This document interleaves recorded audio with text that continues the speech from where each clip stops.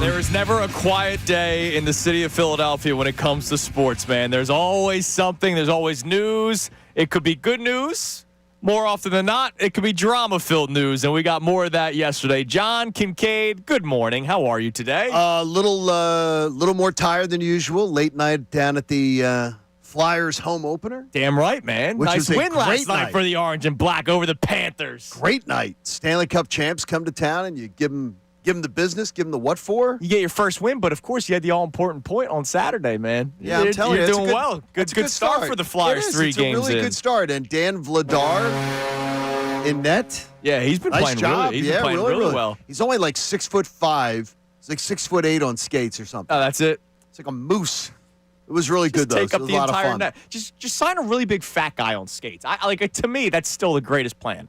Well, that's hockey analysis right there. A guy that can just fill up the entire net. Vladar sort of looked like a big fat guy on skates in the first goal that he let up. He was sort of flopping around there like that. But other than that, it was a great night. It was a great night down at the barn. He played really well last night. As you say, the barn. The barn.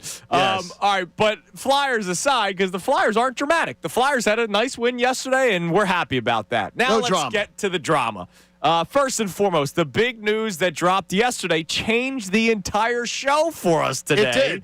Because we are planning every single day some sort of debate or some sort of discussion about different members of the Phillies. Yesterday, John gave us the 5 free agents that the Phillies will have to make decisions on, and we gave our order of who we wanted back most to who we wanted back least. But today's show was supposed to be Topper Day. Yep. Do you want to bring back Rob Thompson as the manager of the Philadelphia Phillies? And you know what?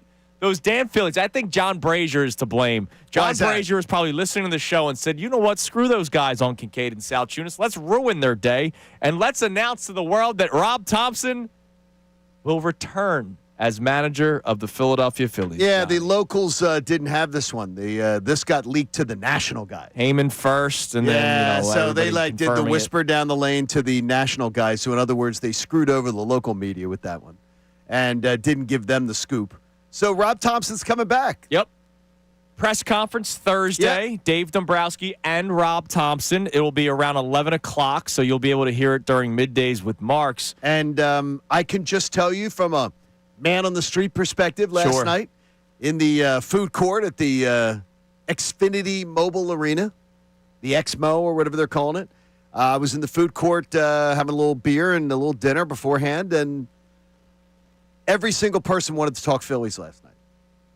And there wasn't one whose tone was, I'm really glad they made the move to keep Rob Thompson. Yeah, because it's back-to-back years. Now, not all were vastly negative. So I want to be very clear about that either.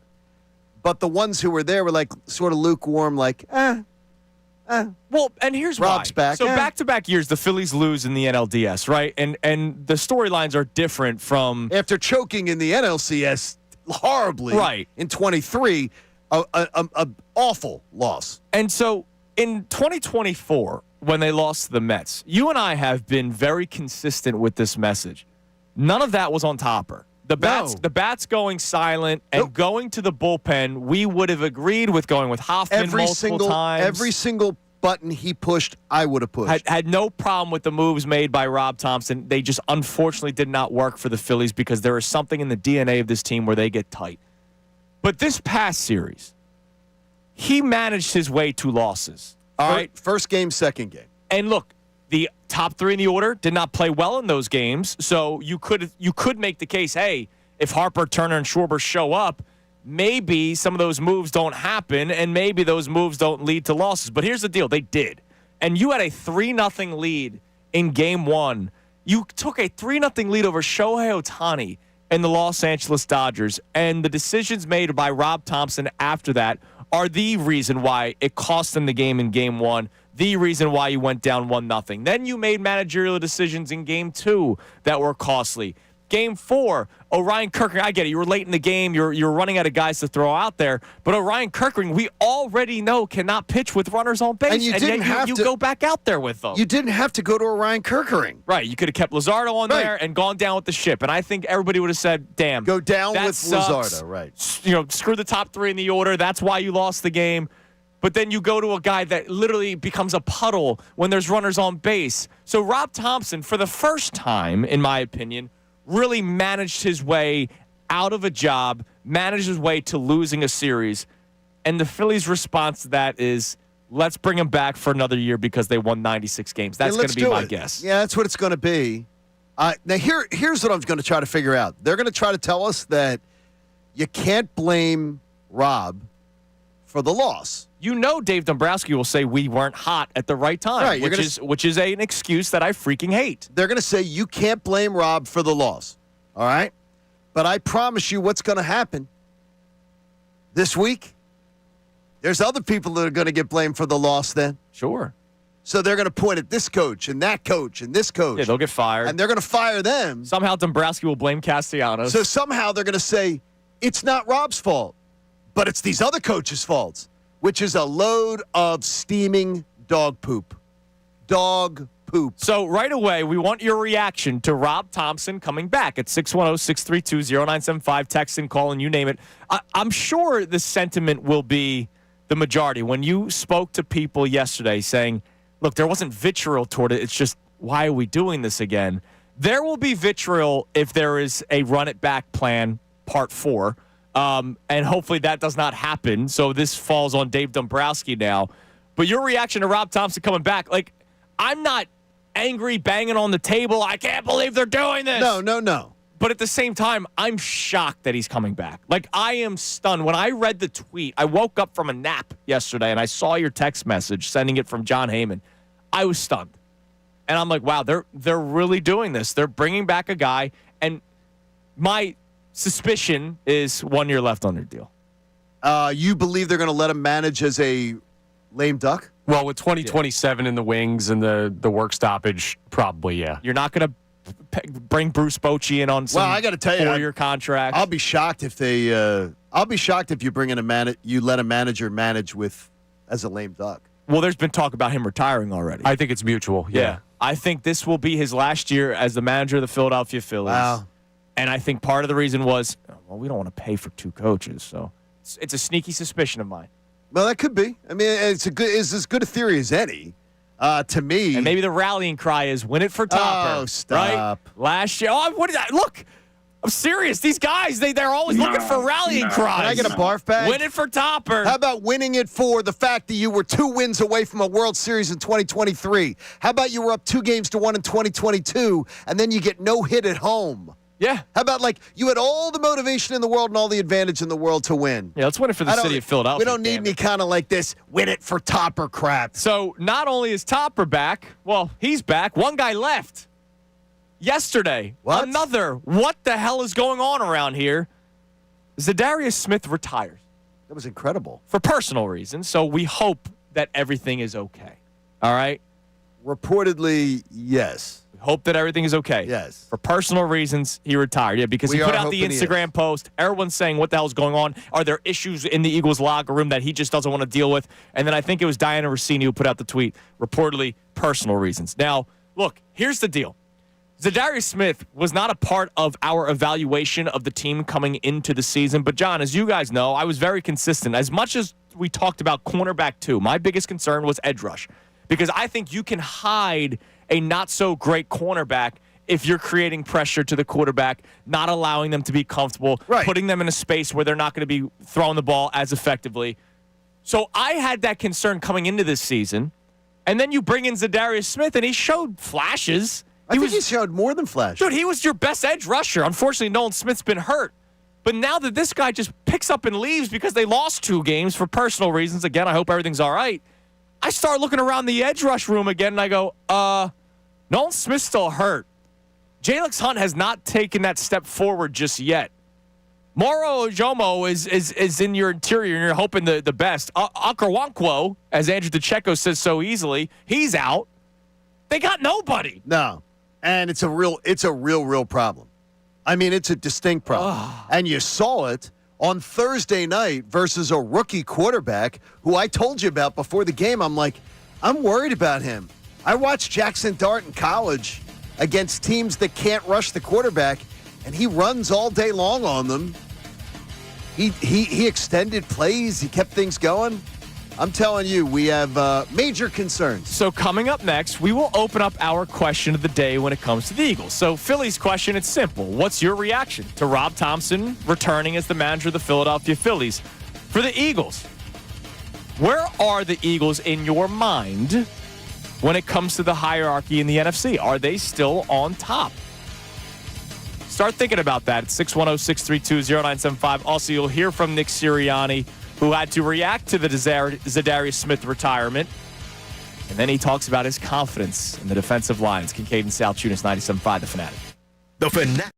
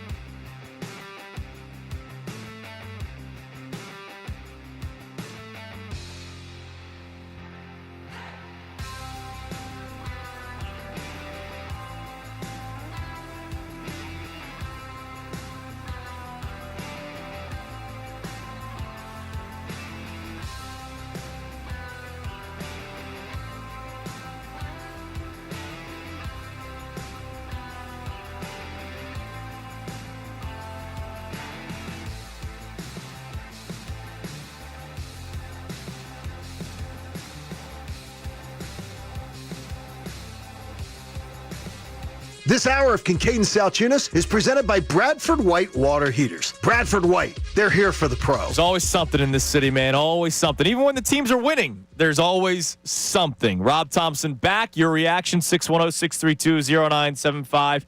And we'll get into an Eagles question here in a second, but I want to play some clips for you. Nick Sirianni spoke to the media yesterday, and Zadarius Smith retired prior to the Nick Sirianni press conference, so obviously he had to be prepared to speak on Smith, who announced it via Instagram yesterday.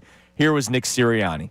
I found out this morning, a little bit obviously before you guys did. I wish him the best, and I really enjoyed having him on this football team while he was on this football team. He wishes him nothing but the best. So, look, I don't know. We don't know what the reasons are. I'll just say, as long as it's not like something really, really bad, right? I would be furious. You just lost back-to-back weeks. And your edge rush room, you'll hear Sirianni give confidence in it, but I think he's just lying to everybody's faces. I'd be furious that my best guy just said, "Nah, I'm out." I got to tell you that when it doesn't look like there's no reports of it being anything other than just a personal choice, that there's no emergencies, right, family emergencies or anything. I think it sort of sucks because I sort of look at life as commitments. It's more than sort of sucks. That you make commitments, and I mean, I think you'll find it with Coop and Connor someday when you're a dad. You'll see it. I remember I forget what Liv did. Gymnastics. She signed up for gymnastics, and she was part of this gymnastics thing, and she hated it, couldn't stand it. Yeah. And we're like, well, you're finishing out You signed up. You're finishing it out. You can stop at the end of like May when it's done. But you're doing it. You signed up. You made a commitment.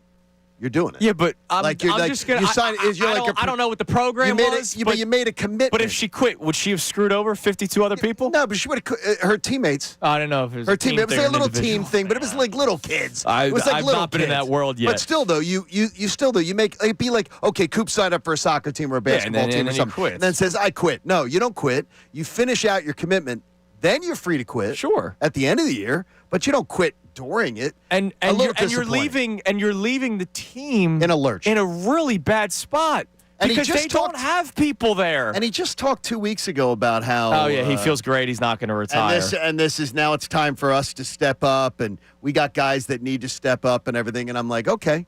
Well, who will be that guy? Here's Nick Sirianni then talking about his confidence, which I question. Listen how you just said. Well, because I didn't have any of it going into the season. Confidence. And I'll explain more why. I'll just kind of remind the people my opinions on it. But this was Nick Sirianni talking about the confidence in the defensive line. As far as my confidence in the guys there on that defensive line, a lot of confidence in them. A lot of guys that have played, young guy in Jalix who's continuing to get better each and every week. My confidence in him is so high. And then you got guys that have played a lot of football. Excited about those guys and continuing to help them get better and within our schemes. So I feel I like that position. I like the depth that we have at that position. Just the numbers of how they play now it'd be distributed a little bit differently. But I have confidence in those guys and that group that we have and going into this next game. Based on what? You know why those numbers are going to be distributed differently? Because you don't have a guy that can just be out there. And that's why the numbers have to be distributed. You have to be like, all right, we're going to play defense. We have to play defense. Probably like 80 snaps because of the way the offense is playing. We have to play defense. So that means we need to have 2 edge rushers on the field at all times. So Uche and Ojulari and Jalix Hunt, who I don't know what Nick Sirianni's seeing. I know what he's seeing. In terms of he's been playing better recently. That guy's been a ghost this season. You know what? The same people who are going to tell you about what they're seeing out of him, Jalix Hunt, are the same people who are telling you what they're seeing out of the offensive coordinator. Maybe. They're just drinking the Kool-Aid. Whatever. Nick Sirianni's got the big pitcher, and he's got the red. It's the Kool-Aid red. And he's pouring it, and they're just lapping it up. They're like, yeah, oh, yeah. So if you remember, before the season started, again, this was my biggest concern was the defensive edge rush depth. I didn't think Nolan Smith was going to get hurt a couple weeks in the season. No, we had no idea. But if you guys remember, I was worried, all right, Nolan Smith is by far the best edge rusher on this team. Like, there's no question. And I think there's a tier that he's on that is not toward the top in the NFL. But what do opposing offenses do? All right, if we can't win the one-on-one battle with him, we'll have a tight end chip. We'll have a running back in the backfield. Yep. That's the one guy we have to worry about off the edge. Obviously, we have to focus on Jalen Carter up the middle, but that's the one guy we have to focus on. So this is a season for Jalix Hunt or Josh Uche or Azeez Ojulari to eat a little bit because they should have one-on-one battles. None of them have been good enough. No, they've not been good enough. And they're going to tell you, like, I have great confidence in these guys. That's awesome, Nick. But you can't give us accomplishments. You can just tell us what you feel. Him saying honestly, they played a lot of football does nothing for me. Yeah, it doesn't do anything. Oh, they played a lot of football. That's great. All right, Julio Jones played a lot of football when the Eagles brought him in.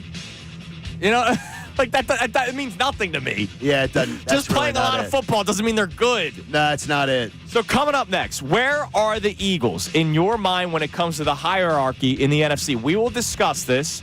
We'll check text messages on it as well at 610-632-0975. Also, Howie Roseman now has a very interesting decision to make. In the offseason, we talked about a lot of those big-name players that were reportedly on the market. It may mean even more now. It's Kincade and Salciunas, 97.5 The Fanatic. Now on 97.5 The Fanatic Sports Update. Rob Thompson returns. I'm Connor Thomas, and the Phillies have reportedly made their first big decision of the offseason as John Heyman of MLB Network reported yesterday that manager Rob Thompson will be back for the 2026 season. Thompson's managed the Phillies to a .580 winning percentage and 4 playoff berths in his 4 seasons, but after 2 quick exits in the previous 2 postseasons, his job was potentially in jeopardy. Thompson's expected to be part of Dave Dombrowski's Thursday morning press conference this week, so we'll hear a little bit from the organization later on in the week. The Eagles had a surprising move of their own yesterday as edge rusher Zadarius Smith announced his retirement from football due to personal reasons. Smith, who is in his 11th NFL season, was signed earlier this year to add to the edge depth for the Eagles. Nick Sirianni spoke yesterday about, still liking that depth. As far as my confidence in the guys there on that defensive line, a lot of confidence in them. So I like that position. I like the depth that we have at that position. Just the numbers of how they play now, it'd be distributed a little bit differently. We'll hear from the coordinators coming up at 11:30 a.m. this morning from the Eagles. The Flyers won the home opener last night 5-2 over the Panthers. Big night for the captain, Sean Couturier, 2 goals and 2 assists. We'll talk to Amy Fadul for the entire 7 o'clock hour. Jeff McClain at 8:25. Jeremy Fowler at 9:25. This update is brought to you by Bradford White Water Heaters. When you need a new water heater, choose one that's built to be the best. Choose Bradford White. I'm Connor Thomas on your home for the best birds coverage, 97.5 The Fanatic and 97.5thefanatic.com.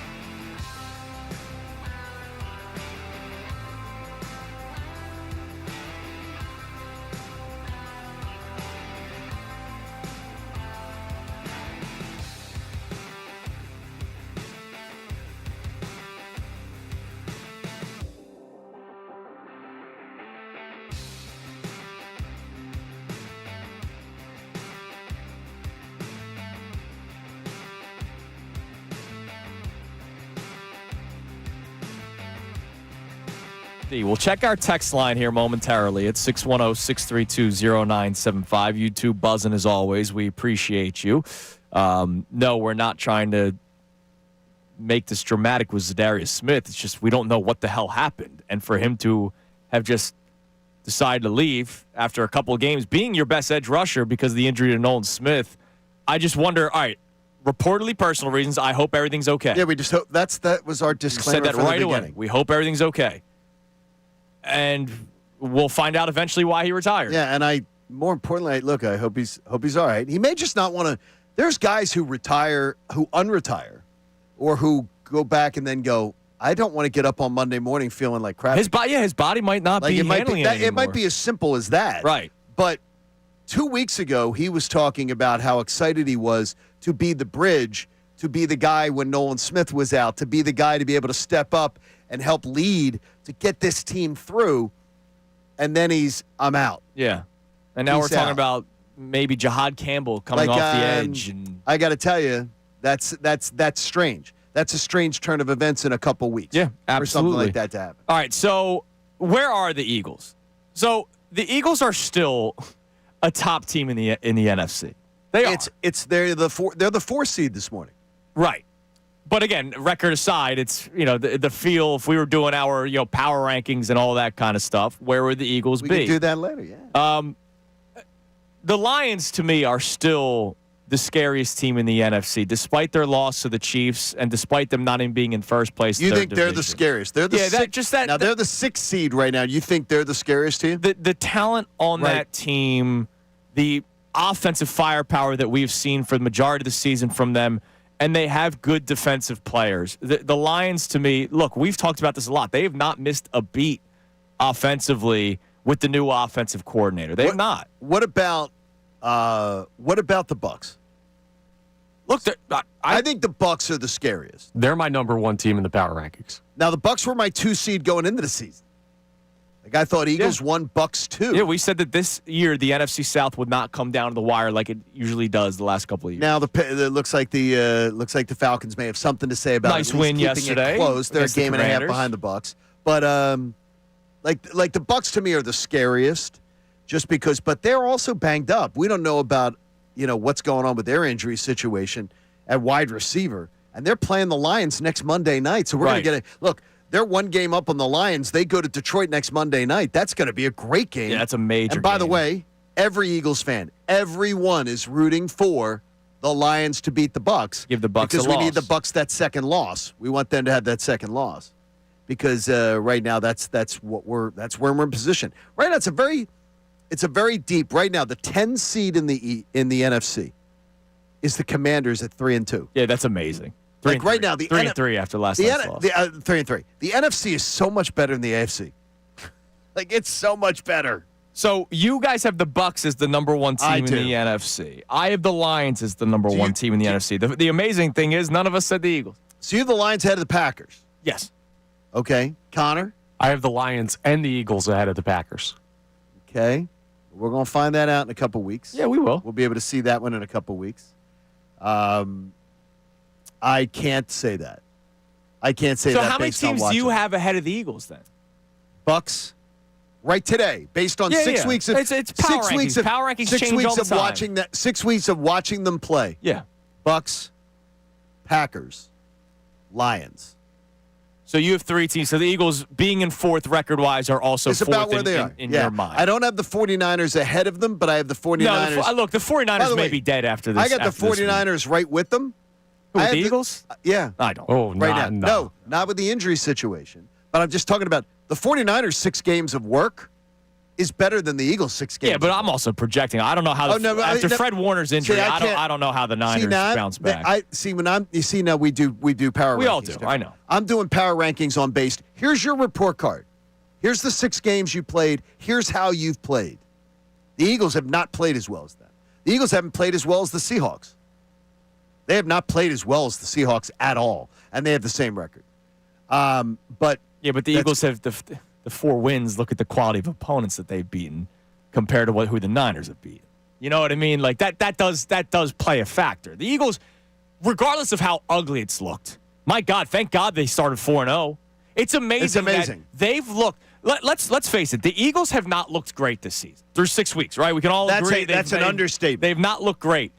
But the fact that they beat the Cowboys and the Chiefs and the Rams and the Bucks, and their losses were to the Giants and to the Broncos. Broncos are a good football team, but Giants and Broncos, it's amazing that they have looked the way they have looked through 6 weeks, and yet they have beaten 4 teams, one of which you have ahead of the Eagles in your power rankings in the Tampa Bay Buccaneers. They've beaten 4 teams that are better than the 2 teams they lost to. Yep. It's amazing how this season has played out. It is right now, this season is very, very, this is, I got to tell you, is one of the strangest. If we're talking through mid-October, by the time we get to the beginning of November, this may end up being like the strangest NFC that I can ever remember. So here's the deal. The Eagles desperately need to improve because the Eagles are playing rusher. Garbage football right now. Yeah, they're playing really bad. The Eagles desperately need to improve at the edge rusher position. Okay. And I don't think it's in-house. I don't think Jahad Campbell is going to step out there and all of a sudden he's Reggie White. You know what I mean? Like, I can't do that. And I don't agree with Nick Sirianni saying Jalen Hunt's been playing good football recently. Like, I don't agree with the head coach of the Philadelphia Eagles. So you're not taking the big glass of Kool-Aid that he's serving. I'm not. I've been disappointed with this edge rush room since before the season started, and it's been playing out this way through 6 weeks. So my question is, Howie Roseman has a very interesting decision to make. Do you just kind of let it ride because you won the Super Bowl last year and you hope that you can find something, and when Nolan Smith comes back, you hope that he can recreate the second half of the season magic that he had last year, and you just sort of get by with Vic Fangio being the defensive coordinator? Or do you want Howie Roseman to be aggressive? And aggressive is trading for a Trey Hendrickson, right? But the problem is what we talked about all offseason. Now, I was more aggressive than you guys were. But, John, you're not wrong in saying, hey, you do know you have to pay all these guys on defense. You're not paying. They're not trading for Trey Hendrickson. They have to pay. They set up the salary cap to be able to pay their own guys. Sure. There isn't a money tree in the back of NovaCare that he can just go, yeah, we can do it. Oh, it's Howie's season. He can just do this. He had to set up the salary cap. They had to let people go in order to have the salary cap set up for this. They're not trading. And by the way, what are they trading? Well, they have a boatload of picks, and it probably would be a player. It would be a young player. They've already been dealing some of those picks, too. And what well, player, yeah, I mean, Tank Bigsby's been a big return for them. And what player are they dealing? Like what? Like I hear that too. Like, what player are they dealing? You got depth at linebacker. I know the Nolan Smith talk happened during the offseason. You do have depth at linebacker. Trey Hendrickson on 1 year, Nakobe Dean on 1 year. Who knows what the Bengals want? I don't know what Cincinnati wants. And Hendrickson's the first name I said. Like, Myles Garrett, that's off the table, right? Like, that stuff's gone. But there's going to be players that are going to be available that will be available also for paydays. And so does Howie Roseman get aggressive, or I don't want to say step back season, but you kind of just let this ride out? Well, I think that right now, if the injury situation continues as it is, you almost have to. Yeah, but I'll also say this. Look at the injury situation in the entire league. You can't screw up you can't go into stupid stuff and trade your cap. And you also can't do clickbait. Well, they're going to trade for this star player and that star player and Howie will make it all work. No. It's not sunshine lollipops and made up stuff. It's not. He doesn't have the money to be able to do that. Unless you're willing to move on from some of these guys that you think you're going to pay one day. Well, they're not going to move on. Is Nolan Smith a lock? Is Reed Blankenship a lock? Reed Blankenship's not going to break their bank, though. Well, part of the bank, though. Yeah, but he's not part of what they're. He's not going to keep you from making a move. Then tell me, do you want Howie to be aggressive? Yes or no? No. I'm asking you a question. No, aggressive. No, like big push draft picks to the center of the table and everything. This team needs to get younger in certain areas, like the offensive line. No, I do not. I do not want draft picks going out the door. No, I do not. It's going to be a fun, quick exit this year. Text in, call in 610-632-0975. How aggressive do you want Howie Roseman to be when it comes to trying to improve this football team? Because let's face it, they need to improve in more areas than one, to John's point. I have something to say to you on your last comment. All right, then we'll get to that coming up next. Also, gut reaction. Rob Thompson coming back. Is that a sign that the team is running it back? People are a little sleepy on that topic. It's Kincade and Salciunas, 97.5 The Fanatic.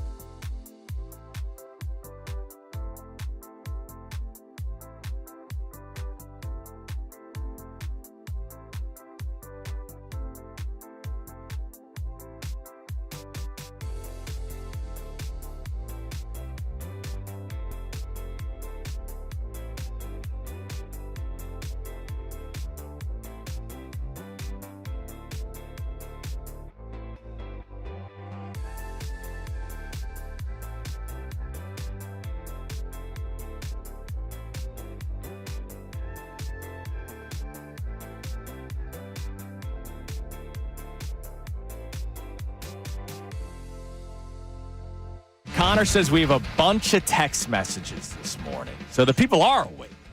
Reaction, unlike the manager. Reaction to the Phillies announcing, well, via reporters, that Rob Thompson will return as the manager of the Philadelphia Phillies for the 2026 MLB season. And we have a lot of Eagles stuff on the table when it comes to the hierarchy of the NFC, your own personal power rankings, all right? However you do it, however you view it, where are the Eagles? Are they at number 1? Are they still in the top 5 for you?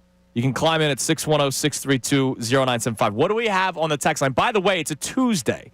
Amy Fadul normally joins us for the entire 9 o'clock hour. She's joining us for the entire 7 o'clock hour today. So Tuesdays with Amy starts a little bit earlier than usual today. What do we got on the text line, Connor? All right, this texter checks in and says, definition of insanity. The Phillies are insane and make me insane. I just can't win this team again. Why run it back? Why? I just like my question is, if I were to sit down with Dave Dombrowski, right, I would ask him straight up, like, look, don't you believe that sometimes a different voice helps? Like, we've seen it in sports all the time where a team is really, really good, but there's the leadership that needs to get them over the hump. And maybe Dave Dombrowski will say this is not Rob Thompson's fault. Okay. And I imagine that's what's going to be said on Thursday. And the follow-up question then is this. So it's the fault of the coaches who are going to get fired? Right, Kevin Long. Because I promise you they're going to be coaches fired. Sure. They can't. Yeah, they're not going to have this entire staff back. So is Paco going to get fired? By the way, one of the with the stupid base running on this team. Yeah. I would understand it. By the way, Dusty, not a great third base coach. With the terrible absolute approach at the plate, the hitting coach, I would absolutely understand it. So to me, but you're going to tell me, so the manager's not to blame. It's all these underlings. So he's been here for 4 years, but he doesn't know how to manage his own staff? He doesn't know how to teach fundamentals? He doesn't know how to demand that, hey, Bryce Harper, stop running the bases like you're in Little League. Oh, Bryce is just Bryce. Yeah, and cover it, more importantly, covering for bad baseball. And to me, so, like, I don't get that. I'll never understand it. I'll never understand. What else we got, Connor? Rachel in Norristown says, not surprised Rob Thompson is coming back, but I'm frustrated. He's not the main reason we lost, but he's a part of it. Where's the accountability? I'm tired of the laid-back style that trickles down to the players. And here's my response. All right, so when I saw your text yesterday, Johnny, thank you for sending me information. Yeah, Rachel. When I saw the John Heyman report, I just kind of went, really?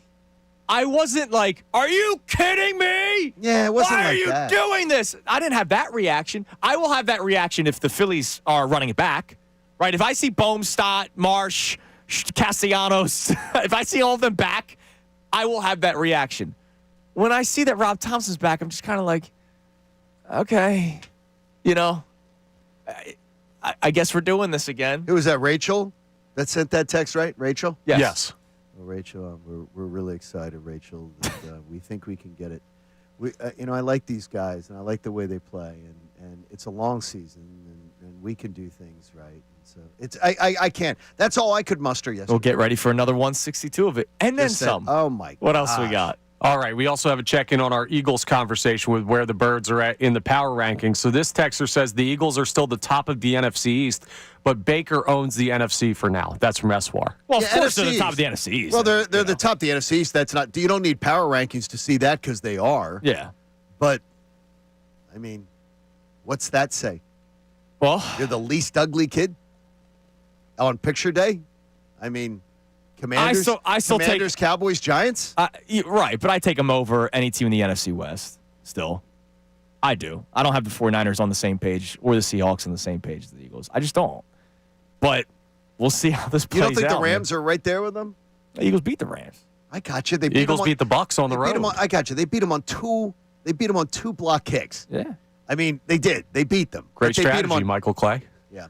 They beat them on 2 block kicks, which never happens. Yeah, you know what? The Rams lost them on 2 block kicks. Yeah. Exactly. How about that? All right. So I think you're drinking some of Nick's Kool-Aid there. Gut feeling.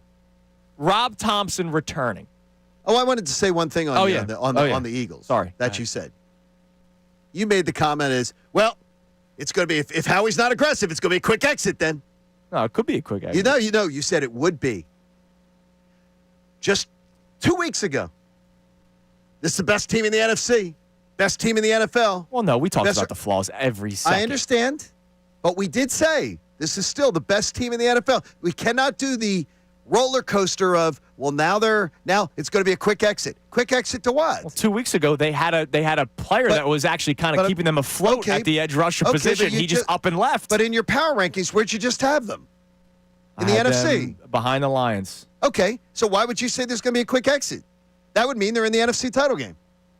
So you just can't. You got to sit on one side. It's going to be a quick exit?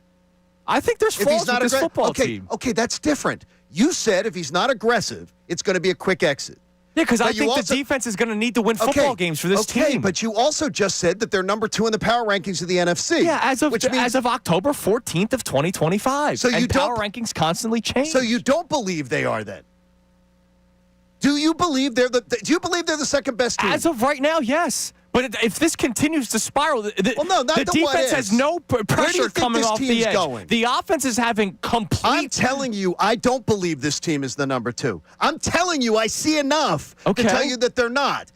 You're telling me you don't see that because you have them at 2. Yes, I have them at 2. So because Tampa Bay's dealing with injuries all over the field. But then you said if Howie doesn't go and get aggressive, it's going to be a quick exit for this team. Yeah, because ultimately when Tampa Bay gets healthier, which I expect them to at some point. What about the Eagles getting healthier? Eagles are going to get healthier. They're not all that banged up on offense other than their The Eagles O-line. are banged up on defense badly. And they've been banged up on defense badly. Yeah, and I'm not of the belief, again, I've been saying this since May, that Nolan Smith is like some number 1 edge rusher and that Jalix Hunt was going to carry his load on the other side. I'm serious. I'm not trying to be difficult with you. I don't know where you stand then. I don't know what you're saying to me. I think the Eagles are a very flawed team this year. Okay, so do you believe they're the second best team in the NFC? As of right now, I don't know how that's hard to grasp. As of right now, yes. So you do believe that? Power rankings change every other week. I've watched 6 games and I don't believe it. My eyes tell me that they're not. Your eyes tell you that they are. As of right now, yes. I don't believe that they are. Not based on just on results. I'm looking at them going, that flawed team, even in winning, they're extremely flawed. Yeah, I don't buy it. So are some of the others. I don't buy it. I watched the Packers lose to the Browns. And tied the Cowboys. I mean, I don't buy it. I just don't buy it. The same place that they are. I feel much more concerned about the next month than you do.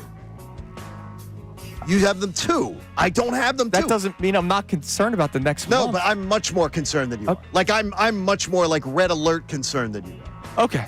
That's where we're at. Coming up next, Rob Thompson gut reaction. Does that mean the rest of the team's running it back? We'll check our text line. Also, Amy Fadul with us for the entire 7 o'clock hour. It's Kincade Salciunas, 97.5 The Fanatic.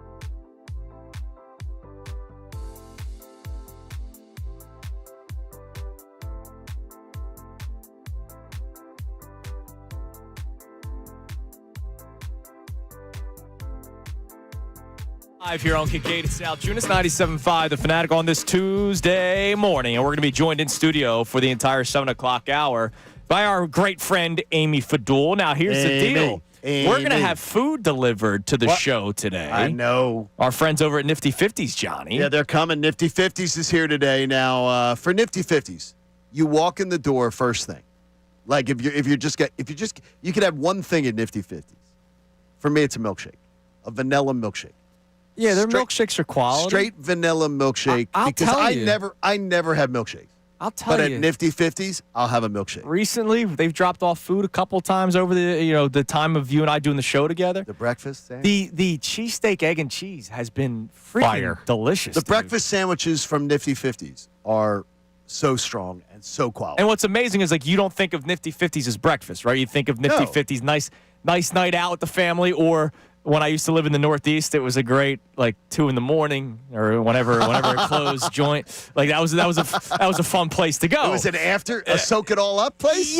Yeah. Nifty 50s was not far from where I lived in the Northeast. So it was a good place to go to late. But the breakfast sandwiches are actually tremendous. So here's the deal. When Amy is with us, we will do, at the end of the 7 o'clock hour, Know the Amy. Instead of Know the Show, Know the Amy. Something that Amy Fadul says throughout the 7 o'clock hour will win our first of 2 $50 gift cards to Nifty 50s. You'll win a $50 Nifty 50s gift card. Get to Nifty 50s today for National Dessert Day and order one of their award-winning milkshakes, as Nifty Johnny just talked Gifties? about, including this month's Shake of the Month, the Pumpkin Crimpet. That sounds delicious. Yeah, now open in Newark, Delaware, and Fairless Hills. Nifty 50s, taste the memory. No, I love Nifty 50s. I'm not doing the pumpkin. That sounds great. I'm not doing the Crimpet. pumpkin. I'll do the straight vanilla. I would try that. You would do the pumpkin. Yeah, pump me try up, it. baby. Let's Are go. you the pumpkin spice No. and pump? No, You're very not. very anti. Okay, so you're I anti. think it's the most overrated thing in the world. Okay. It's that pumpkin spice to me is the peep in Easter time. Like, people do it just because they do it. Like, just go, oh, it's that time of the year, I have to have it. It's the Like, Eagles it's edge not- rusher. It's right? not good. But the pumpkin flavor, like a pumpkin pie, is great. Oh, I love a pumpkin pie. Oh, yeah, yes. absolutely. Now, do you eat pumpkin pie cold or warmed? Cold. Cold for me too. Connor, I don't eat pie. Let's not. See, be you know, psychotic. Connor's not a pie. Yeah, but you know what though? I know people who warm up their pumpkin. Yeah, and I think I they should do be. not- I think they yeah. should be behind bars. I don't You're like it listening to 97.5 The Fanatic, WPEN HD1 Burlington, Philadelphia, a Beasley Media Group station, broadcasting live from the Comcast Business Studio, powering possibilities. So this is what we've been getting into so far this morning. You could text in or call in 610-632-0975. Your gut reaction or immediate reaction to Rob Thompson returning as the manager of the Philadelphia Phillies. Maybe not immediate because it happened yesterday, but your reaction to Rob Thompson returning. And mine was, really? Yeah, it wasn't. But you know I what? wasn't though? angry, but I wasn't like, I'm not like, yay, happy for Rob. Because we all understand there's a case to be made for him to be back. Sure. Because he does a lot of things very well as a manager. But again, right now, this should be about October. Right. It's not about April through September. His October report cards are poor, Well, hasn't except been for good. 22. Yeah. 22, he gets A minus. A minus for the Wheeler decision and the no hitting. You know, like, Well, he no, gets it's an A not his minus. fault. But he gets a. Well, that's where the thing is. At some point, it is his fault. Like because it's every manager's fault that ever But gets here's the fired deal. in baseball. I can't blame Rob Thompson for Bryce Harper peeing himself, Kyle Schwarber peeing No, the thing himself, is, it's Trey Turner. It's 3 years of it. His team isn't ready to play when it matters the most. Dave Roberts' team seems to be ready to play when it matters the most. It matters in baseball. It's always mattered. You get a certain amount of bites at the apple, then they let somebody else come in with the same talent. And that's what I thought they were going to do. I thought they were going to bring, and I wasn't even doing the whole bring in Bruce Bochy. To me, it was just bring in a different voice. Right. Because it's unfortunately been the same result, just worse each year for the Philadelphia With Phillies. what the Phillies spend, with what they spend as an ownership group, to expect them to win 90 games, I've always said, should be the floor. That should be your floor of expectation. This should be a 90. We spend this kind of money, 90 wins should be ho-hum. They won 90. And he's won 87, 90, 95, and 96. He's on average, a little exceeded over expectations in the regular season in his career. And his playoffs, 3 of the years, I mean, he gets a C for 2023, maybe a C. I'll give him a C because he was good early. The last 2 years, Yeah. Man, this year was terrible. This year was bad. Let This me year's terrible. ask you this then, because the Mets decided to keep Carlos Mendoza, Which I thought after was stupid. That complete collapse. Yeah. And John, I believe you said it wasn't on the manager. Like, how do you blame him for that? Like, correct me if I'm wrong, but I remember you saying that. Well, you're I look at Mendoza's thing like I look at Mendoza as I look at Topper last year. I did not come in here last year and say Topper blew it against the Mets. I never once. I said Topper was last year. I would have done exactly what Topper did. No, what Connor's I asking don't know what though I'm is saying the is regular Mendoza. season. Well, I'm saying Yeah. Mendoza. What did he blow? What did he do? The best record in baseball in July. And you don't do, after what he did last year, you don't say, okay, the guy all of a sudden forgot how to manage. His players took a tank. And you don't go, okay, now, we're going to forget what happened last fall when he was in the NLCS and had a chance to go to the World Series. He gets another shot to get this thing fixed. Yeah, you could just argue that Rob Thompson's players took a tank. But it's 3 years in a row they've taken a tank. It's 3 years in a row. And if you go back to the 2022 World Series, that was one of the biggest gag jobs of all time. I disagree. You're up 2 games to 1. You have 2 games at home. You Against get the no Dynasty. hit at home. Yeah, it's bad. You get no hit. I still don't. 2022. and then you go, and your decisions in that series were poor, to the point that Zach Wheeler was ready to potentially throttle you. Yeah, I'm more fed up with every other year, but I said 2022. 2022. I said that's why I gave him an A-.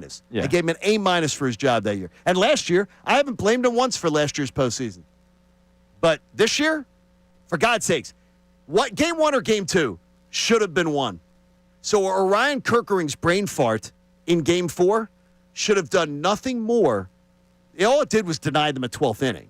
But it should have done nothing more than force a game 5 at home. You're listening to 97.5 The Fanatic, WPEN, HD1, Burlington, Philadelphia, a Beasley Media Group station broadcasting live from the Comcast Business Studio, powering possibilities. We're also trying to figure out where are the Eagles in the hierarchy of the NFC. I like that word. The latest, Zadarius Smith now retiring for personal reasons in a room that was already very, very light. Connor, give us a text message before we welcome in our very special guest for the 7 o'clock hour today. All right, sounds good. We've got a text on the edge rusher room when it comes to the Philadelphia Eagles. And this texter, Matt from Ontario, asks a simple question. Could Smith's exit be an indicator of dysfunction in the locker room? We don't know, believe so. and I I'm don't not going to believe so. speculate. I'm not going to, Zadarius Smith retires due to personal reasons, period. That's what is being reported. And I don't believe that I'm not going to speculate on it either. So, but I know that I've seen many players that were sitting on their couch, came back to play in the NFL. Mm-hmm. Then they come back and they go, Monday morning sucks. Yeah. I feel like I've been in a train wreck. Especially, you know what? Especially after a Thursday game. Right, exactly. Yeah, that cold tub didn't Hi, help Amy. as much. Hi, Right, everyone. what's up? Hi, How you Amy. doing Hi, today? everyone. Hi, everyone. I've seen more of that. Yeah, that I'm gonna go with that for the right realization sets in of like, Do I maybe wanna do this isn't- again? Maybe this isn't exactly what I thought. I'm away from my family because Yeah. listen, he doesn't live here, right? He literally No. just got here, so I'm away from my family. The body isn't responding like it used to. You never really know. So I think that would be a pretty big stretch. I would never now. And I speculate. don't think we like should. that. I don't think we should speculate on it. Here's why somebody would, right? All right, they've lost 2 straight games. Well, because he's the only edge rusher to He's the only guy that's playing any have a bit. sack. Yeah, the only exactly. edge rusher to have a sack. And so, Amy, I'll ask you. And he just got here. When it That's comes to gone. the Eagles, where are they when it comes to the hierarchy of the NFC? Because we all have them not number 1. We have different answers, but we all have them not number 1. Yeah, I mean, I think they're obviously still in the top 4 conversation, top 3 conversation. It's interesting because flip it back to the very beginning of the season, and it was like, well, we were the lead dog. Everybody's chasing the Eagles. This is how they're running. And now, they've come down a couple of pegs in a lot of people's eyes. I still think they're one of the top teams in the NFC. There's no doubt about it. You watch what some of the other teams. Look at the Lions, for example. The Lions will have Jared Goff will look all world, and then the next week or the week after, he'll look, pedestrian. Sure. Or Average. Josh Allen last night. Well, I think they've been leaking some serious oil up there in Buffalo. Like that's a couple of games. It does happen, but those guys have had better years than Jalen. Yeah. It just seems like it's been They're a bumpy flashier. road. Yeah, they're definitely flashier. Their offenses are flashier. That's another thing. Like that we're here. It's almost like when everybody on the outside was looking at the Phillies, and we were like, nope, there's no way this team is not. They probably won't even make the playoffs. or they definitely won't win the division. And on the outside, everybody's looking at the roster on paper, and that's the same thing I think that's happening here with the Eagles. On paper, why wouldn't this be the top team in the NFC? Right. But then you're seeing the results. It doesn't look like the top team in the NFC right now. And now with Zadarius Smith retiring, he leaves a room that I was concerned about. Number one concern going into the season was July edge we were rusher. concerning about. And now all of a sudden he's gone. And so, Amy, I'll ask you this because we got into a debate about it. Forget the name Trey Hendrickson, all right?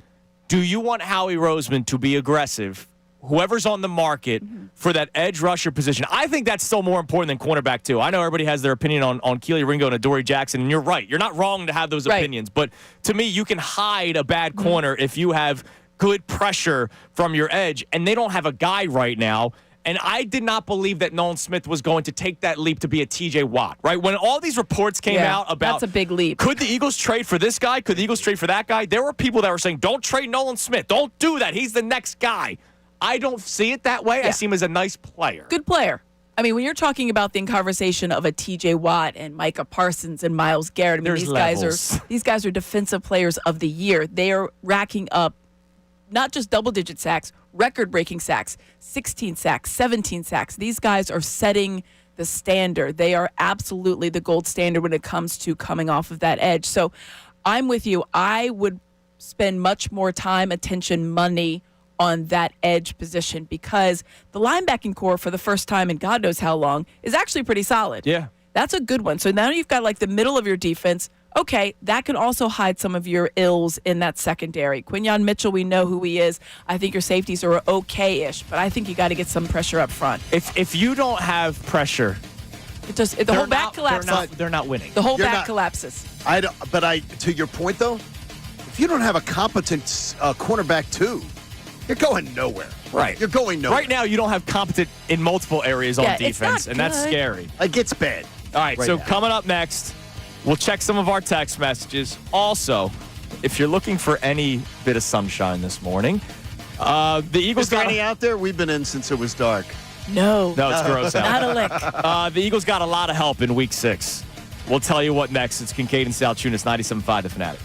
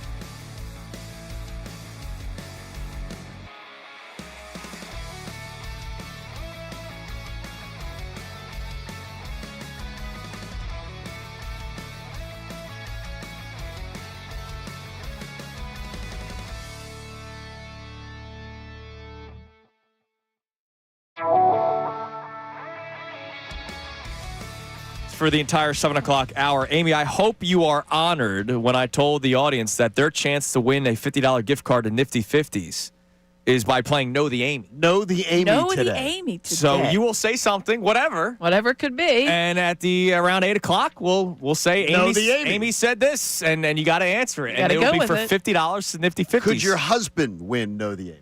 Oh, yeah. He could? I would think Because so. a lot of husbands get The accused children, of not maybe listening. not so much. A lot of husbands get accused of not listening well.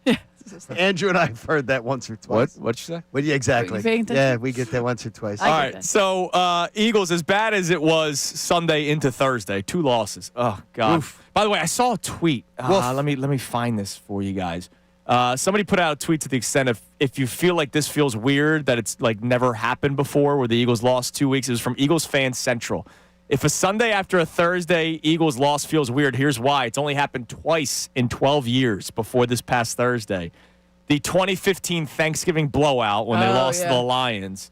And in 2021, they had a Week 6 loss to Tampa. That was when Brady came to town. They Yes. lost Sunday and Thursday. Yes. It doesn't happen often where the Eagles lose the Sunday and Thursday, and that's why it felt so gross, so weird. But fortunately for the Eagles, they did get some help this week in Week 6. Cowboys losing to the Panthers Was huge. because something. if they won, I don't think anybody's thinking the Cowboys Right. are a true threat. But if they win, they're 3-2 But the conversation, and 1. the conversation is a little bit different. They're right behind the it's Eagles. like, you never know. You never know. Could they come on strong? There's definitely that undercurrent if the Cowboys had won. And if But you losing to the Panthers, that's a that bad squashes loss that. for them. And That if you could squashes go that. beat the Vikings this week, then you can sit back You at gotta beat the 425 and watch the Commanders at the Cowboys Yeah. and know that either one of those teams is going to get their 4th loss. Right. So that would be nice. And by the way, Commanders, to your point, losing last night to the Bears. Was and big. was awesome. Jaden Daniels' late fumble, and then the Bears go down the field, and they are able to kick it as time expires, kick a field goal, and the Bears go in to D.C. to steal the win. Commanders fall to 3-3. So, look, if they win yesterday, It's a you're totally different tied. conversation. You're tied 4-2 records Because in the to John's NFC. point, so if the Commanders won, so now they have 4 wins, they would be 4-2, and then if they won this coming week, Right. They that could would be ahead of- that would they be a could have been 5-win. ahead of you. Yeah, so they've gotten a lot of help, which is good. It just shows one that the NFC is maybe not as completely loaded like we thought, or that everybody else is having the growing pains. Well, too, how about the right now? I did it before today. The 10 seed, the new adjusted standings. The 10 seed in the NFC is 3-2. The 3-2 Bears. I mean, that's crazy. That's crazy. The AFC stinks. The AFC's terrible. because they have the AFC South, which is just Terrible. an Right, atrocious, that's a big part of it. atrocious division. But again, you got some help. Commanders, Cowboys, and look, the Lions losing is a help to the Eagles because I still believe that they are the top team in the NFC. That's where I stand. John says Bucks. Connor says And we got Bucks. Lions-Bucks next Monday night that we're Lions watching as Eagles fans. For me, You think Lions? All right, so we split just the room. because I like the quarterback. I like Baker Mayfield better than I like awesome. Jared Goff. Me too. I think Baker Mayfield is a straight winner, and he'll find a way to win. But overall, I like what the Lions are capable of, and I like their surrounding parts. They have a lot of talent. I mean, Amon-Ra St. Brown just alone was going to get, but they have good running backs. Their defense is solid. They have a good line. That's a solid team. And you The know Bucks what? are good so too. Monday, do you want the Monday night when it's Bucks-Lions? I want the Bucks to win You want the because Bucks I think the to Lions win, are the lead dog. even though the Eagles would then be behind the team that they have the tiebreaker with. The Eagles have beaten the Bucks. But they're So- behind them in the loss column because they have 2 losses. The Bucks have Yeah, 1. well, the Bucks aren't going to. Well, the Bucks go beat the Go Lions though. undefeated. Bucks beat the Lions though. Then they're feeling themselves. Good. Feel yourself. Okay. Go for it. I don't want to go back to Tampa. Puff that Even chest though out. we would, Boop, boop, boop. I'd love to go back. I was to going to Tampa. say yes, you would. It is fun. It is fun to go back to Tampa. But it's that Lions football team's really good. So that was a big loss for but them. So the Eagles got The some Lions help. won. They be puffing their chest out. They come in here in a couple weeks. Yeah, but the thing is, you get to control. To me, I look at it as you got a chance to control to take care of the Lions yourself on your home field. right. Whereas the I Bucks, just can't be thinking about tiebreakers and standing by week 7, week 6. You know me. I'm. I know you. I know, you're You're always obsessed with that 17 stuff. steps ahead. Now, Exactly. Amy, we haven't asked you this yet. Rob Thompson's back. What's your reaction to Topper returning as the manager of the Philadelphia Phillies? Listen, just keep running it all back. Run everything back. stop. Just run everything back. I will lose my mind. I know you will. Amy, if they did that, I might have to do the show from like a room. It would a be padded something. room. They closed Haverford State. They built like $1 million homes. They can't do it. They can't do it. So I'll ask why do you say they can't? Because they better freaking not, John. No, I'm gonna that's say, why. that's the thing. Your wording is incorrect. Your wording is incorrect. They Fine. could. They better freaking not But do it. we don't recommend it. The fact that Rob's back leads me to believe that it's not going to be major overhaul. And that's ridiculous. I mean, the thing is, you have to objectively look at it. And I have family that are Braves fans. Yeah, it's a thing. And they're like, oh my gosh, what an amazing year you guys had. I was like, please stop talking. I saw them on some of them on Saturday and Sunday. Please stop talking. It wasn't an amazing. I get what you're saying. I understand that you guys didn't make the playoffs and whatever Right. else. 96 wins, yay, good times. But when you don't win the first See, that disappoints playoff, me in your family because that's the fan base that watched them win the division 14 years in a row So and they win were how like- many World Series? Yeah. One? But once they got the 21 World Series, they sort of got the exhale moment of we got Yeah. our second one. Yeah, we're and they here. sort of got in that fat and happy mode that's again. we're weak. here. No, they did. It is That's well. weak. Yeah, but you got to Have you met the Atlanta fans? It's a different market. It's a very It's a different market. Believe me, it's Strange not here. fan base. It's not here. So we've made it clear. We're not like angry that he's back, but I just like I said we're doing I think it this, means one huh? thing that the right fielder is going to be different. Yeah, Well, I think that- it means yeah, that. I think that's a Yeah, definitive well, the thing is, though, answer they're on gonna eat it. Here's what I would say to you, and it would be the number one thing that I'm interested in. So, Rob, what they're telling you is Rob can't be blamed for the failure. I mean, I think some it's of got them. to be on the players, right? Yeah, So then, that's what that says. Are there They're gonna not- be- are They're there- not wrong in that. so they're going to be coaches fired. Oh yeah. Oh yeah. So they can be blamed. yeah. Well, Rob can't yeah. be blamed. Hi, I'm Need to Earth. have a Have we met? scapegoat. You know No, how but this. no, what I'm saying is, so I don't buy the line of Yeah, that line. I think of that there's defense. probably like certain percentages, and Rob is taking the lesser percentage. Yeah. So Rob's not Of the gonna, blame. Rob's going to let his coaches be fired. You know, I don't know. I don't know. I mean, I would If it imagine comes- He may be I Doug would Peterson imagine- and Mike Groh. He may I say, would no, imagine these are the my hitting- guys. No, he's coming back. hitting coaches, the people associated with that might be taking a little bit of heat. Might be. Yeah. All right. Coming up next, we'll check our text line because there's a lot to react to, right? Zadarius Smith just up and retiring. The Phillies deciding to bring back Rob Thompson. Your reaction to both. Where are the Eagles in the hierarchy of the NFC? You can text in at 610-632-0975. But coming up next, John has a really interesting question for a lot of people, and I include myself to a certain extent with this group. If we're so upset with how the last two seasons have ended for the Phillies, why do we want people back? It's Kincade and Salciunas, 97.5 The Fanatic.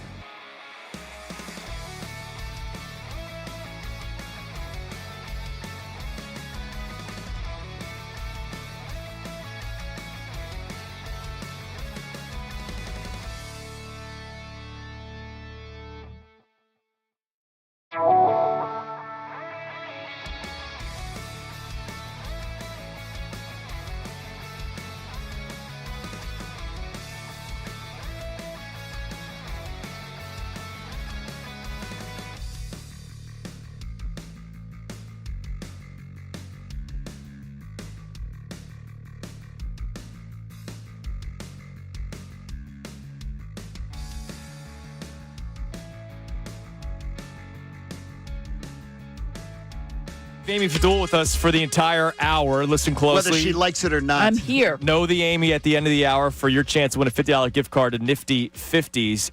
We'll get to some text messages, and then John has a question for Phillies fans momentarily. But did you guys see how the Dodgers-Brewers game ended I last did night? not, and I didn't go look at it because you brought it up and I knew you were going to talk about it. So the Dodgers are up 2-1 in the ninth inning. Roki Sasaki actually gives up a run, and he's been spectacular in the playoffs. We know that pretty well. They have to pull him, and they go to Trinan, who's been a mess, right? Oh, gosh. Trinan's a mess. He goes in, and it's bases loaded, 2 outs.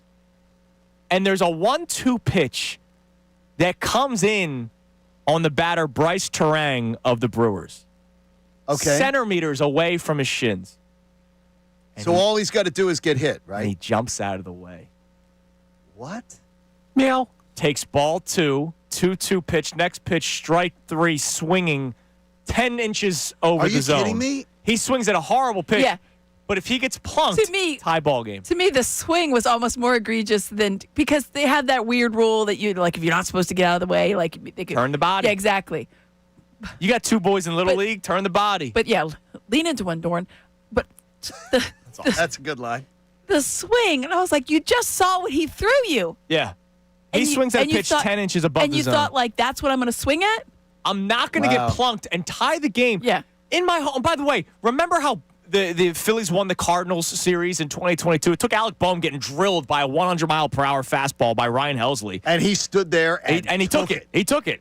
And this guy jumps out of the way and then swings at a This- horrible it- pitch. It was the back-to-back. Wow, If that's that happened here, and it was oh my God, would we be Oh, going no, nuts? there'd be. and it was the pitcher that you were going against too. Right. So like all of those things factoring in, like what do you do? Oh yeah, if that happened, if there was a Phillies That guy's uniform getting swinging like booed. that, Oh, it will not go well for you, sir. no, not at all. I can't believe he jumped out of the way of it. That's horrible. Would that be even in the top 2 losses in the Phillies NLDS? Though? That's a good question. No. Because now we have a new one. That's a good question. Now we have a new one. All right, Yep. give you us see a couple that double text play messages. earlier? Double oh, yeah. play, the 8-6-2. Yeah, that was nuts. They had Yeah. an 8-6-2 double play. The Brewers did earlier. That was in I the told you about it before the show. See, I was doing talkie hockey last night. Well, hockey game was nice one. last night. It's a good one. It was fun. It was a good. I had 3 screens going yesterday, man. I was on fire. All right, what do we got on the text line, Connor? John V checks in, says, my wife and I are Rob Thompson supporters. We love Rob, but it's past his time here. The Phillies need a new voice and more fire in the clubhouse and dugout and chose not to go with I that. appreciate that we get the my wife and I text. I don't think we've ever gotten that. I think Wife that's an awesome thing. That, My wife and I'm glad that we got both partners there chiming in on one the text household is together. in that. but they both want Rob Thompson. See, my gone. wife would not want Rob Thompson gone. So in our house, we would be a split Oh, household. how about that? We'd be a split household. She has met Topper twice, and she finds him incredibly charming and a kind, sweet man. And she Charming thinks- doesn't she mean thinks that he's I am- making right and decisions. she thinks that I am too tough on Topper, and she thinks that the players are more to blame, and she thinks he deserves one more shot. I will say that the only exception I will take because I do. And she's wrong, I, by the way. I do enjoy that there is a united front with his wife and him, but the fieriness, I think we don't see a lot of it. I think there's a lot more fire with Topper in the clubhouse than there is. Yeah, but there are outwardly. times, I like- get when people look over because they want him to be like that hot-headed guy to come out and argue all the time, and I think he chooses his times wisely. I don't necessarily need a guy all fire and brimstone. I had that in John Tortorella. It did not work out. Yeah, but I think he's missed opportunities. Like Obviously different remember sport, there was but- that moment in the year where JT got called out on strikes, and Rob just sat there chomping on the gum. Yeah, like or he's Pete, staring like off, he's Pete Carroll. staring off into space. And I'm just like, that's a moment where, and that was when the Phillies had like a bit of a rut. They were going through a couple of bad losses. Yeah, that's what I mean. That's like the hockey analogy. It's like sometimes you need a little bit of like a fight just to Yeah. kind of like liven things up. Every once in a Give a while, little juice. and he sometimes doesn't I play think his But like cards you get, well. but like you remember like when Brandon Marsh had that nonsense pitch clock thing, he was like up on the top He 7 was, and out yeah. for that. I would just say is that for Rob is that there's too many times where I'm like, okay, your players need defending. Where are you? Where are you? Why are you staring off into space? Why are you standing there?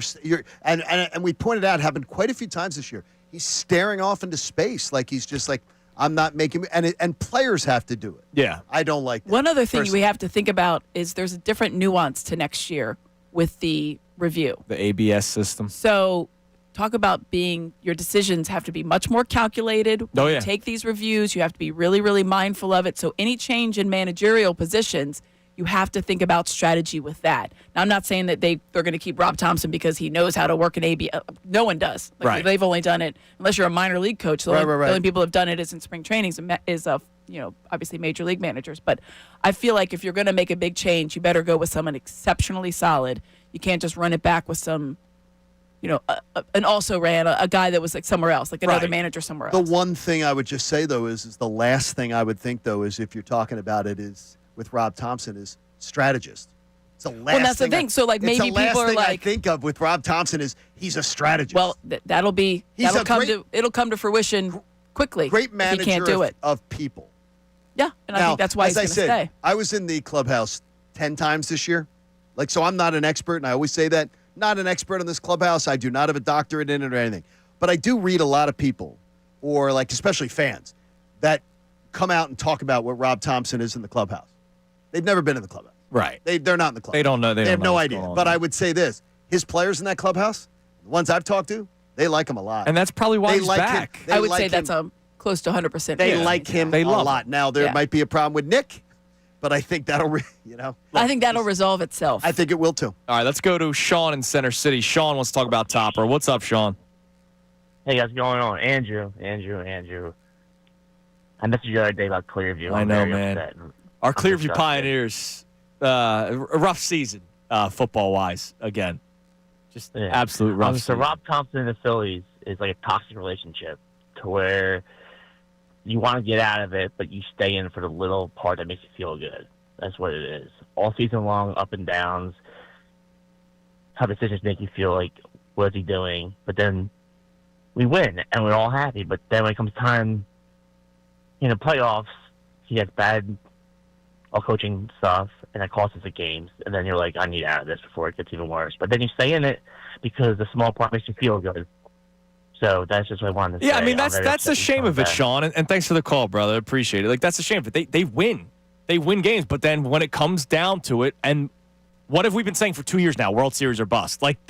That's been the conversation. And so if you can't get out of the NLDS, then you're falling well short of either expectations or demands, right? Yeah, and that's you're the falling thing. well short. And so a change in leadership is sometimes necessary. I don't hate Rob Thompson. I like the guy a lot. No, he's a good dude. My limited conversations with him, I like the guy a lot. He's a really nice guy. Players, as you mentioned, players clearly love him. No, clearly. But players love Dwayne Casey. I always use him as my prime example. 1 seed in the Eastern Conference. Raptors were winning games. Why are you laughing, Then Amy? they get to the playoffs, and he can't coach. And so then they have to find a new guy. And they find this guy named Nick Nurse, and they win a championship. Kawhi's part of the reason. But Just a smidge. But they find a guy that goes, all right, his leadership, but also his X's and O's goes into the playoffs and carries over into the playoffs. Whereas Rob Thompson, being able to keep a clubhouse together is a very, very important job. Very important job. But also being able to push the right buttons, and he has not done that. Yeah, I think keeping the clubhouse together for 162 when you go through what they've went through this year. Let's be honest. That might be the toughest It's battle. huge. I mean, they had catastrophic injuries to key players. You had guys missing for whole sections of the season. You have guys that are basically, we were just talking about John, quad A players, these high AAA players that took up important positions in your lineup. And somehow you still manage to win 96.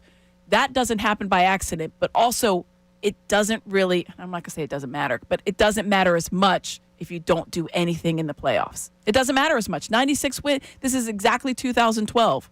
Great. Awesome. Look how many games you won, and then you didn't finish the job. I can't get old. I can't do this again, though.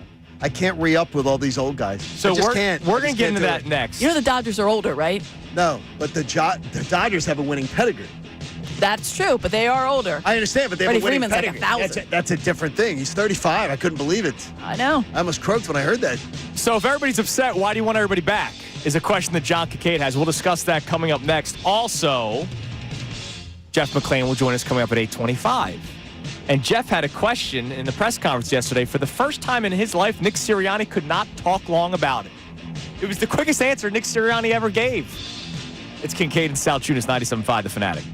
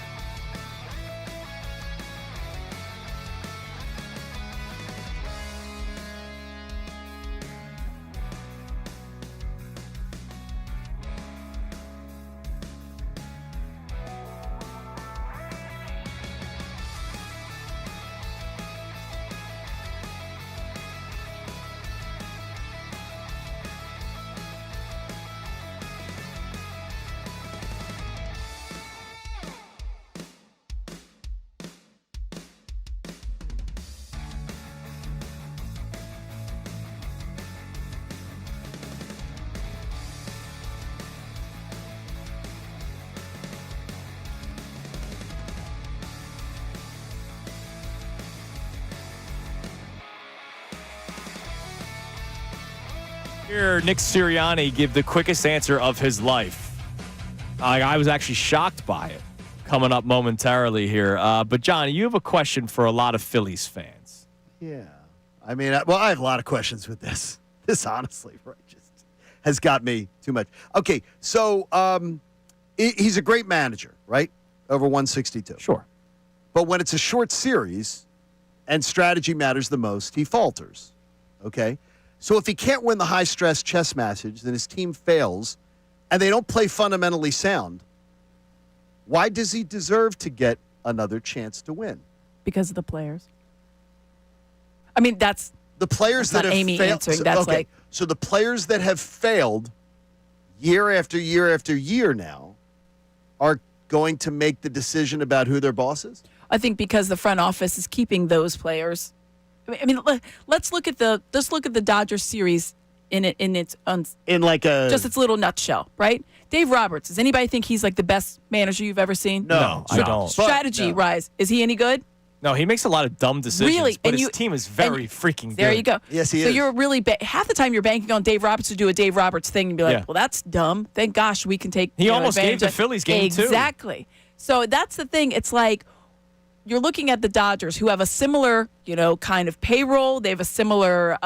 They have some superstars. They have a terrible. Their bullpen's way worse than the Phillies. Their bullpen's terrible. But it's just like, okay, there's some real correlations here. Why were they able? That's also one of the reasons that people thought whoever won that Dodgers series would win the World Series. Can I give you the answer? Because he managed the series better. Because Game 1, when they were in a tight Game 1, and they got their first lead in Game 1, unlike Rob Thompson, who had a lead in Game 1, they went to a starter. Right. They went to a better option that they had waiting.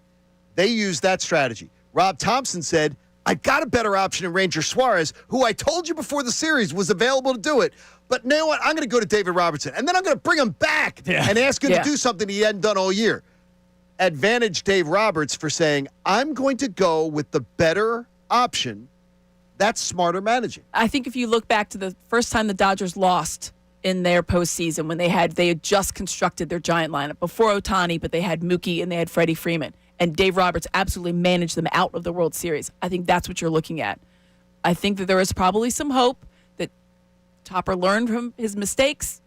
We haven't seen it yet. Was that 21? I think that was 21, 21, right? 21. That's the year the Braves won. Yes. The year the Braves won. Dave Roberts absolutely managed them out of the World Series. It was embarrassing to watch. He got and everybody thought he was going to be fired. Well, he was just coming off a World Series, though. Well, that was a COVID-shortened year, right, but yes. Nobody counts COVID. So it's like, I mean, it was a decent year. Right. Big Kershaw and whatever else. But you had some really great starting pitching. You had a great first baseman in Freddie Freeman. You had a great, you had some really good pieces. I'm thinking from the outset, I'm like, well, maybe they're viewing this as Rob Thompson being able to learn from the mistakes like Dave Roberts did and turn it into that. But the problem is Dave Roberts' team was the same in basically 2020, 2021, 22. They've had this now continuousness, and they've added really helpful pieces, whereas the Phillies have added maybe like one or two decent pieces. Harrison Bader, what a find. Right. Mundo Sosa, we were just talking about, that's a fun piece. But have they pulled in a Shohei Ohtani? Well, that's an egregious example. Teoscar Hernandez. There you go. A guy that a lot of people Which, by the way, the Phillies could have had. How about when we're watching the rest of the playoffs and you say Eugenio Suarez out there, you're like, well, that would be fun. Prospects. Don't trade the prospects. That would be fun. So that's my thing is like, if you're on this trajectory, if you want to be like the Dodgers were and you made some missteps, then you have to make the same moves that Dodgers, because the Dodgers are older. They have a manager that maybe isn't the greatest strategist out there, but is a people guy and people love him. But they've made the extra moves. They have genuine superstars that are almost like Teoscar Hernandez. When people talk about their top guys, they're like, oh yeah, and Teoscar. And by the way, he bats third. It's like and Teoscar, because they're talking about Freddie Freeman, they're talking about Shohei, talking about Mookie Betts. I know their Dodgers president Stan Kasten really well, and saw him when he was in town. He used to be a part of my radio show in Atlanta, and I go like, "What are you doing in L.A.?" He goes, "Sitting back and watching." He goes, "Talent like this and payroll like this, I'm watching." And I'm hiring professionals and letting them do their jobs. And they have a horrible bullpen. They have a horrible bullpen. But Trinan is one of he's terrible. Yeah, we think that we have, and it's not good. If Trinan was here, he wouldn't have lasted the year. But I think we would have been like, nah. I think the decisions Roberts made to go with his going to Right, but starters I think he's was learned better. his Right. lesson. But Rob doesn't learn. Well, that's the thing. Rob keeps putting his hand on the hot oven. That was in 2021, and they gave Dave Roberts 22, 23, 24, obviously when they won it, and now 25. And they could be back-to-back World And he's Series going to give champions. Dave Roberts now has carte blanche. I'm just thinking, is that the mindset? Is that the mindset of let's go over it? You made some clear errors. You also made some good moves because let's say we were very questionable about the Aaron Nola thing. That's not going to work, and it did. Yeah. So, all right, you made a couple of that were good moves. You made some ones that were clear blunders. Do we rehash this out and go forward, and then we give it one more go? That's probably my thinking. Connie Prospects in there stared me down. When I see Eugenio Suarez, I just want to. Oh, and Randy Arozarena also on that team. That was last year. I want to. Suarez, I'm going to rip my hair out. And I do believe one of those bats changes that series. Yeah. Make your team better. You win. How could it not? I think if Rob doesn't go brain dead in that series, they leave Philly 1-1. Sure. So even if Kerkering has his meltdown, you come back for Game 5. Anything happens. One bat. Could have changed a lot. I think we're playing last night. Then you're one loss away from not having the outfielder that could save this team next year, the shortstop that could be the shortstop of the future, or the guy who might need to hold this rotation down. Could-be's. Okay, well, that's what prospect. We don't know if they're good. But I know can't who trade Suarez every is. single prospect. I know what Suarez Proven has done. versus Well, they're not unknown. trading any prospects though. Yeah. And that has been the Dave Dombrowski playbook to win because we talk about what he's won. Those are guys you never heard of. He literally goes done, done, done. He's never cared. They moved 2 of their top 10 this year. And we don't know them, and you didn't know them. The one dude you The one loved, guy's the like one guy you said 14. was untradeable. Yeah, but you didn't know them, Connor. Mick not Abel, Mick I Abel. absolutely knew We who knew Stop. Mick Abel. I liked Mick Abel, but you didn't go, I didn't want him gone. And I think Mick Abel's going to be a guy who's going to be a 3 in Major League Baseball. Yeah, his for a ERA long with the time. Twins, by the way, 8.36. Yeah, I watched him keep the Phillies from the number 1 seed. Yes, too. you did. All right, Nick Sirianni spoke yesterday. We're going to speak with our man Jeff McClain coming up at 8:25. That was cute. And for the first time ever, What? Nick Sirianni did not have a long answer. What? Take a listen to Jeff McClain asking the hard-hitting question, and Nick finally not being able to respond. Does finding solutions during this mini buy, did that result in the decision to change offensive play calling in any way? No. What? That's the first time ever Nick Sirianni would not then go, let me talk longer about Well, this. it's so great because sometimes if you ask someone a yes or no question, they'll actually give you a yes or no answer. But Nick never does that. Nick Sirianni never does that. And the pause Never. before it. Because it's like, you could tell maybe he was thinking like, I'm not feeling it today. No, he saw that Jeff McClain laid out the bear trap. Now, here's why. And he's, like, walking around Because it, immediately people go, oh, Jeff McClain, bad guy. What? He puts out a tweet. For context on why I asked this question, aside from the obvious struggles of first-time play caller Kevin Patullo, Nick Sirianni did this in 2021 during the mini buy, handing things over to Shane Steichen. Yep. And 2 years later, during the buy, took away the third down play calling from Sean Desai. So Nick Sirianni has, in There's the past, precedent. used the mini buy or the buy. Hey, last year's buy changed the way the offense was being run. He has used the buy or mini buys to make changes when it's necessary. But you know what? Kevin Patullo's his boy. When is it ever? Seriously, it's because Kevin Patullo's his boy. No, it's also because he's the one who promoted him. But it's the idea of, I've never heard something where people do not understand the job of media in 2025. Jeff McClain asked the question that had to be asked. That is a smart That's question. a 2025 question. That's a 2017 Right. And they question. so I don't That's understand, a 2001 question. I don't understand how people can be going, oh, Jeff McClain's trying to get it. That is a legitimate question that needed to be asked, should have been asked every single time. So here's the deal. Coming up next, Nick Sirianni then had to talk some more about the Eagles' offense. You'll hear him defending his buddy multiple times. 2 clips for you. One about not wanting to point fingers.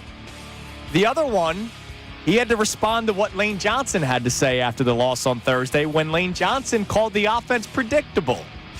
It's Kincade and Salciunas, 97.5 The Fanatic. Now, on 97.5 The Fanatic Sports Update. Running it back with Rob Thompson. I'm Connor Thomas, and the Phillies have reportedly made their first big decision of the offseason as John Heyman of MLB Network reported yesterday that manager Rob Thompson will be back for the 2026 season. Thompson has managed the Phillies to a .580 winning percentage and 4 straight playoff berths, but 2 quick exits in the previous 2 postseasons, so his job was potentially in jeopardy. Thompson's expected to be part of Dave Dombrowski's Thursday morning press conference, so we'll hear from him later this week. The Eagles had a surprising move of their own yesterday. Edge rusher Zadarius Smith announced his retirement from football. He was in his 11th NFL season. He was signed earlier this year to add to the edge depth for the Eagles, cited personal reasons as his reason for retirement.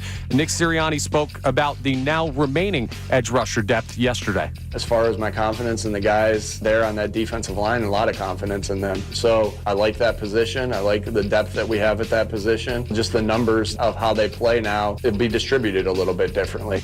Eagles coordinators will meet with the media coming up at 11:30 a.m. today. The Flyers won in the home opener last night, 5-2 over the Florida Panthers. Big night for the captain, Sean Couturier. 2 goals, 2 assists. Amy Fedor remains with the guys for the rest of the 7 o'clock hour. Jeff McClain at 8:25. This update's brought to you by Groundworks, your trained and certified experts for basement waterproofing and foundation repair since 1997. Book your free inspection at groundworks.com. I'm Connor Thomas on your home for the best birds coverage, 97.5 The Fanatic and 97.5thefanatic.com.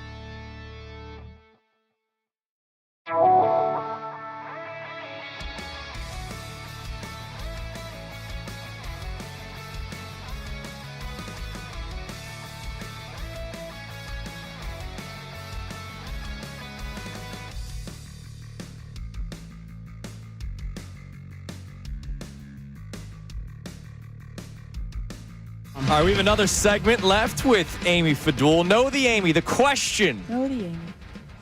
Who does Amy have as the number one team in the NFC as of this morning? The first person to get this right on the text line at 610-632-0975 will win our first of two. We have two of them today. First of two $50 Nifty 50 gift cards. My God, that's hard to say. Get to Nifty 50s today for National Dessert Day and order one of their award-winning milkshakes, including this month's Shake of the Month, the Pumpkin Crimpet. Now open in Newark, Delaware, and Fairless Hills. Nifty 50s, taste the memories. First one to tell us who Amy has as the number one team in the NFC at 610-632-0975 on the text line will be the winner. All right, two more clips for you from Nick Sirianni's press conference yesterday. So we played you the Jeff McClain question of, will you be handing things over, or will Kevin Petullo be handing things over? Have you had any thought about changing the offensive play caller? And he quickly said no. No. So Nick Sirianni then has to be followed up with multiple questions. And here he is, not wanting to point blame at anybody. Not in this sport is it ever on one person. We're not in the business of assigning blame. We're in the business of finding solutions. And so that's what, as we watched the tape today, it was a little on everything, all right? And that's this game of team football. I know that we live in a world that it wants to assign blame, point the finger, but that's not reality of what good teams do. That's not reality of this sport. Got a lot of confidence in Kevin and the offensive staff and love some of the thoughts that we have. I know you'll ask them, hey, what were some of the things you found on the bye week? They're not going to probably tell you those things either. Just obviously it's not good for us to share that with our opponents. A lot of confidence in there. And again, we're all about finding solutions. You know, I saw that quote of Bill Parcells a long time ago, you know, of finding solutions. And that's what we're in the business of. That is a minute-long answer of nothing. Blah, blah, blah, blah, blah, blah, blah. Yeah, it's like the teacher from Peanuts. Yeah, He had nothing there. And I get it. You're trying to find solutions. All right, well, through 6 weeks now, all right, whatever solutions you're trying to find have not worked. It's been 6 weeks of non-four-quarter play of good offense. Didn't work. Fair? There's been moments, right? Like the half against the Bucks, the half against the Rams, That's the thing, half against the Cowboys. Sometimes just a quarter. But you need 4 quarters or you're going to lose to football teams. You will. You lost to the Giants because you put up a goose egg in the second half. You lost to the Broncos because you did the same thing. Think about it, though. The Bucks are hanging on for dear life. The Rams are hanging on for dear life. The Cowboys even. Yeah. Like, there's several wins you were like, no, that didn't look very good. If CeeDee Lamb doesn't drop 2 key passes, you may have lost that football game. You're having to really scrap. And here's the deal. I don't think that if the Cowboys take a late lead, that the Eagles offense will just go downfield and score. Magically turn into something that we hadn't seen for the previous 3 quarters. Correct. So there's a lot of, to me, I said it to you yesterday, and when I'm seeing Amy things, I think there's a lot of rather, I don't want to use the word flippant, arrogance in their answers. When I played that Saquon clip yesterday, so Amy, yesterday we played the Saquon Barkley clip. As you're listening to 97.5, the Fanatic, WPEN, HD1, Burlington, Philadelphia, A. Beasley Group Station, broadcasting live from the Comcast Studio, powering possibilities. When he talks about how, oh, well, we were predictable last year, weren't we? Like, we ran the ball and nobody could stop us. And I'm like, well, that's I understand that could be confidence, that could be swagger. That's also arrogance. And when you say that, that means you're saying, well, we could just do what we did last year. No, you can't, because defenses are going to defend you differently. They're going to scheme things up differently. The smartest defensive minds in the world are going to say, all right, so they were doing that last year. We had a full off season to study the tape of what to do against the defending Super Bowl champions. This is what we're going to do to combat it.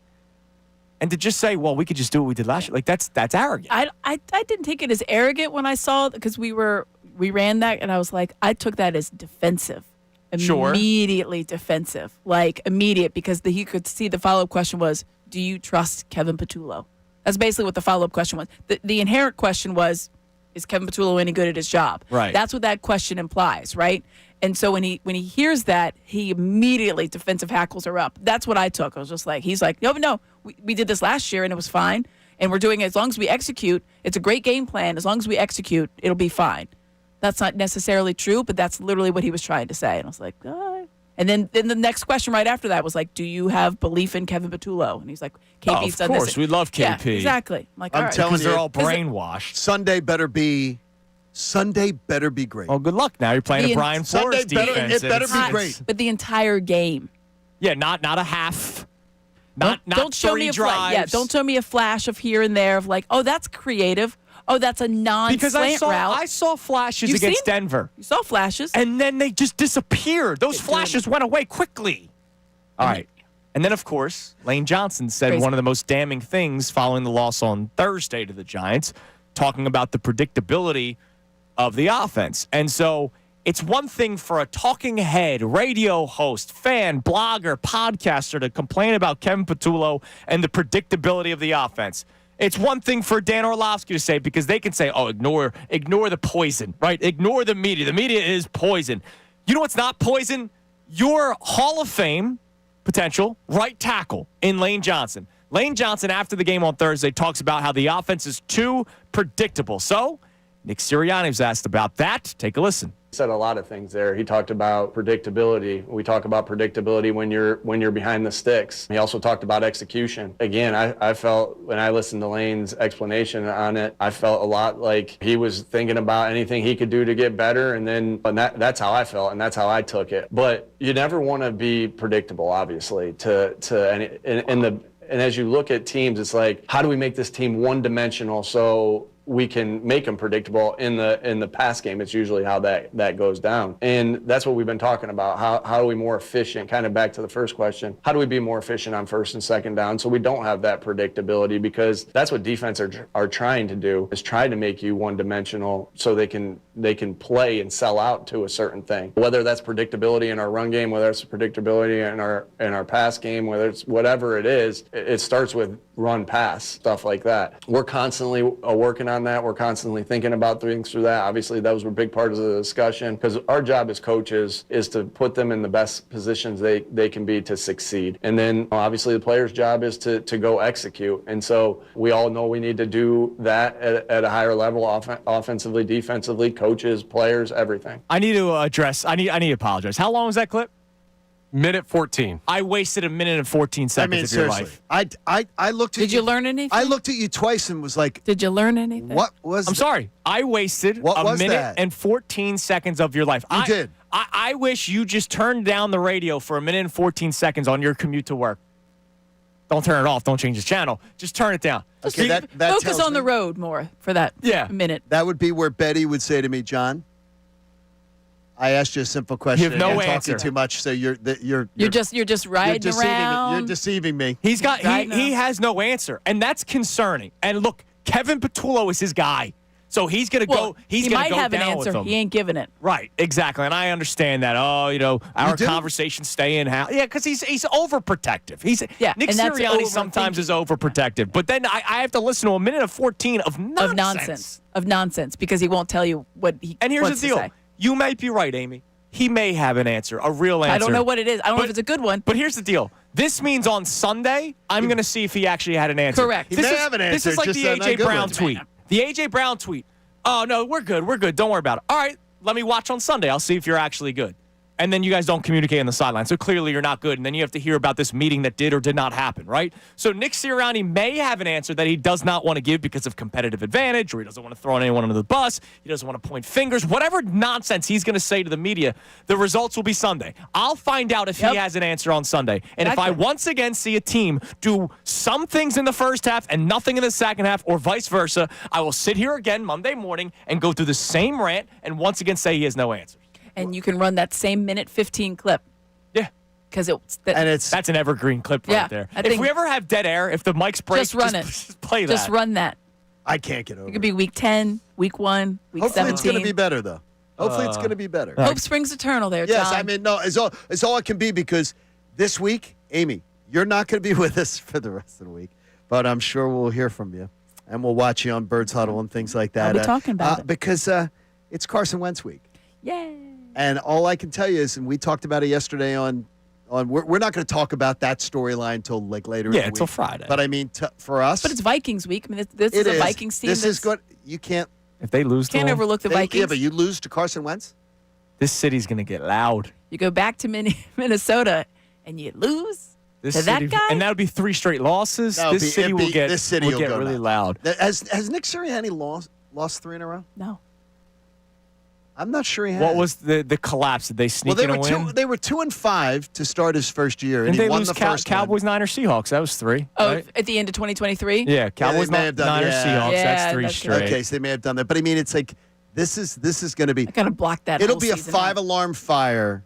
Oh, yeah. And you know what? I don't want to hear that it's not like 2023. If we commit Monday if they morning lose after it- a oh, loss, yeah. It's I don't want to 100% hear like it. Yeah, it's just By the way, like his it. rookie year, his first year, they were 2-7, so they had to have lost 3 straight games at some point. Or they won they a were week. 2-5. They won. Was it 2-5? They were 2-5, and that's when they got rid of. That's when they gave Okay. Shane Steichen the keys. It's been rare. They put Yeah, an it's adult. been No, very they put rare. an adult in charge of the offense, and things worked out. Amy, thank you for coming in Thanks, today. guys. By the way, The you adult are in the room. an Yes. incredible host. Thanks for Saturday, coming to the kids' party birthday for the party. boys was awesome. Thank you for having me. Oh, my gosh, we of really course. appreciate it. It was a great time, and you guys are very gracious. And I want to hear more about Amy's mom voice. oh, it was. I heard. I always admire that they it, all I have heard it a it. couple times. Y'all have it. It's like, oh, yeah, there's And kids I that said, climbing on things I that wanted to should be know, brought does up. Amy's mom voice, was it one word? And she did. She called a kid by name. One word, like Yep. just his name, because that's the true mom voice. And it was impressive. Mom can say, I was one scared. word. Well, his head whipped around really quick. I was scared when I heard Amy go mom voice. I was like, damn, Listen. I'm nervous. Can't be punching kids at Did you kids' ever parties. use it on Ricky or Ruben? No. Or any of them? They wouldn't respond to it. What about Barkhead? You should use it on Barkhead. Seriously. I would never. If anyone needs it, Michael needs it. no. And we Michael could need pleases it. himself. Amy, you're the best. Thanks, Thank you guys. as I'll always. see you next week. Coming up next, we don't get to do it all that often during football season. We have back-to-back days of it because of the way the Eagles played on Thursday. It's today's headlines with Connor Thomas. That Yay. comes your way next. Kincade and Salciunas, 97.5 The Fanatic.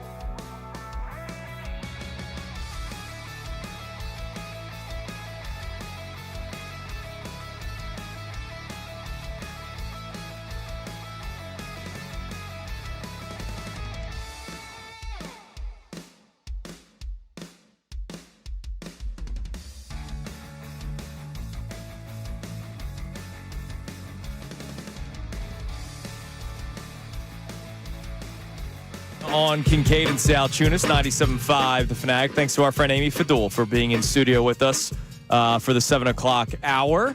Coming up at 9:25, Jeremy Fowler of ESPN, hopefully to get some insight on a lot of the drama and storylines that surround the 4-2 defending Super Bowl champion Philadelphia Eagles. Our man Jeff McClain just informed me he has to do tomorrow, so we'll speak with Jeff tomorrow and hopefully get some more information, some more insight on the Zadarius Smith retirement. Now, real quick, just to address something before we get to today's headlines with Connor Thomas. Renee, who's one of our great listeners on our YouTube chat, is very upset with us complaining about Nick Sirianni's answers. What? He's going to try to protect his guys. He's not going to give us anything. This is nothing new. I understand. But my thing is, Renee, when he's spiraling when it comes to the offense, because he is right now. So we're not supposed to get an answer? When Sunday plays out, and if I once again see the offense play out the same way that it has for 6 weeks, right? Because for 6 weeks, we've seen flashes, but we've not been able to see a 4-quarter effort from the offense that we're thrilled about. We've now seen them lose back-to-back weeks because of it. 0 points in the second half against the Broncos, 0 points in the second half against the Giants are the reason why you lost those 2 games. You could be 6-0 if you had a semblance of an idea of a game plan in the second half, working with the adjustments that they make, the opposing team makes, and they haven't been able to. And the fact that Nick Sirianni's spiraling kind of tells me how I think Kevin Patullo spirals during the game. Nick Sirianni's spiraling during the game right now because, to your point, the adult in the room, they don't have a competent coordinator right now. And he can't. He's already shown you. The plane is crashing. The plane's in free fall, and Nick Sirianni's sitting in 11A having a cocktail. Yeah. Does anyone know how to fly this plane? Nick Sirianni's looking around going, hope there's a pilot, because he doesn't help. And to me, that is a problem. And it is one of the things that has been a problem. He does a lot. There's a lot of things he does well. This isn't one of them. This is not one of them. Something needs to change, and him not having an answer for you is a part of it. Now, look. And I don't understand MBD, what does Renee like? Renee thinks that he shouldn't have to answer questions? No, she realizes that the offense is struggling, and MBD says I need to see results on Sundays and not in press conferences. And I agree with you. But we're not okay. We're not getting that. Exactly. We're not getting that, and we're getting the same BS answers over and over again, that everything's going to be okay. We're going to work it out. We're studying the film. We're doing all these things. So at some point, you can't accept the same answer. Like the person comes in, you can't accept the same answer. Well, this is the difference between the average fan who checks in a couple of times a week versus guys that do a 4-hour radio show and talk about it every day. Right? Like, the thought isn't on press conferences for the average fan as much as us. I got you. All right, it's time now for today's headlines with Connor Thomas. Today's headlines with the Connor Thomas. What do we got, and who is it brought to us by? It's brought to us by Lundy Law. For over 70 years, Lundy Law has been fighting for injured people. If you need them, remember the name Lundy Law, your injury lawyers. Visit lundylaw.com. That's lundylaw.com. And we have a big return in this city. I don't know if you guys heard the news. It's not necessarily just Rob Thompson that's back. Oh, boy. I was told hip-hop was dead. He's not. Hip-hop is back for the Sixers. I didn't know that he had died. I hadn't read an obituary. I'm glad that he's back. I'm not said so, but no, hip-hop's back. Hip-hop, the GOAT, with all due respect to Franklin, I'm a hip-hop guy. I've always been a hip-hop guy. Hip-hop does a lot more for me when it comes to the in-game entertainment, jumping off of trampolines. Remember, he was doing it with the leg brace at one point. Hip-hop is the GOAT. Sixers are doing everything they can right now to make you look over here, which is a smart play by them. But that's what they're doing. Hey, let's have a fun season. Which, by the way, you and I did post-show headlines yesterday. I asked you, what's your sort of mentality going into the season? Yeah. You're excited to watch the young guys. I'm excited to go into a season with no expectations. Yeah, this stuff though doesn't do anything. I love it. Like this doesn't. I'm not going to be distracted by nonsense. Dude, look, it's fun. When hip-hop makes its return to the court, with, by the way, on the old court, with the old jerseys, that place is going to go nuts. Oh, we're so bad. And hopefully there's no rest days that day when those guys play. Does hip-hop have load management? Of course he's been load managing for 20 years. Of course he does. What else we got? All right. Another guy that may be back at some point, if you hear what he says.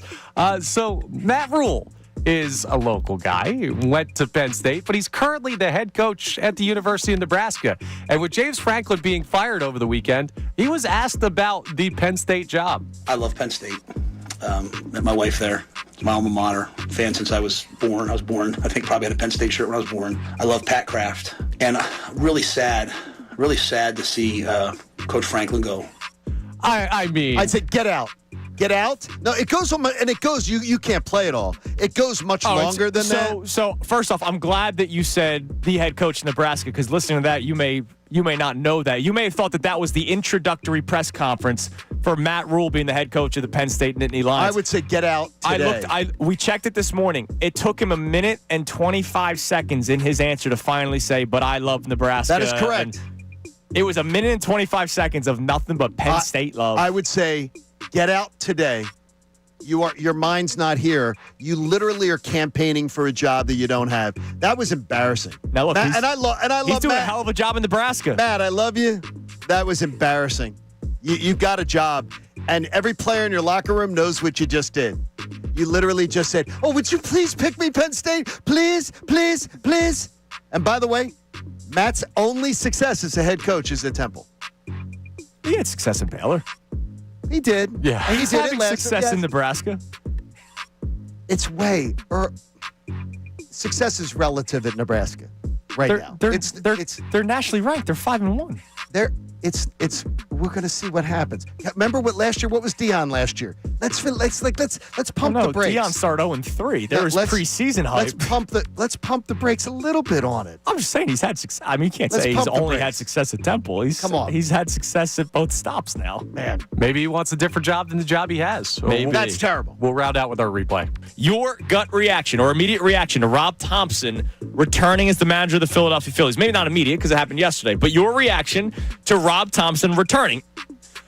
Oh, it's going to be a long year. That was my immediate reaction. Not right or wrong, but it's going to be a long year because they just made it harder for us to convince anybody that this team's going to be different. You could change the players, but their first step in an offseason that we want to see change was to not change anything. So this better be the only not change anything move. So be prepared for this. And, John, I wonder if you will reach the point of understanding where I have finally reached for the Sixers. What's that?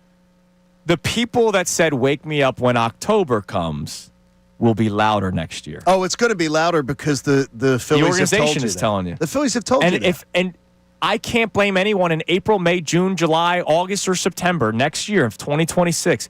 Even if the Phillies are 100-0, I can't blame anybody who will come on the show, text, call, email, tweet, whatever it says, "Hey, wake me up when October comes." I won't blame anybody. I can't do that. I can't fan that way, but I get it. I can't. No, I can't. I don't blame anybody who does. Okay. I would tell you they're not. Point. That's not. And to me, that's not a fan. Doesn't do that. Doesn't say wake me up when you do that. Because if you say wake me up, that means you're not living it. That means you're not excited. Wake me up means yes. They won't. So then you're not a fan. They won't be excited for 96. Then you're not. Well, then you're not being a fan. So then there's not a single Cleveland Browns fan on the planet. Then Cleveland Browns fans pack that building full so throat. Do Phillies They fans. wild every single time, and they're not going. Yeah, wake me up. Wake me up when we make the playoffs. They're full-throated, passionate every single time. Don't you do that with the Sixers? No, I don't think so. I think the Sixers is lukewarm in this town. No, I'm Very saying lukewarm. you have with the Sixers the whole "what does it matter? They don't get out of the second round" thing. Yeah, but I still support it. I still go and look at it. What I'm saying is these fans, they will still watch. They just won't get, 96 wins was not exciting enough for people because they needed to see I can playoffs. know the ending of the Sixers. And so can you with the Phillies at this point. No, you can't. You don't know what the ending is. That series could have gone either way. Rob Thompson blew it. And he's back as the manager. But he blew that series. And you don't know. he's back. You don't know that was going to happen. You didn't know that he wasn't going to. You can expect it. You did not know that he wasn't going to go to Ranger Suarez game 1. We thought he was. We thought he should. No, we thought he was. We thought he was. And he didn't. And he didn't. And so any Phillies fan that says, "Here we go again," I don't blame anyone for having that reaction. That's crazy. It's just crazy.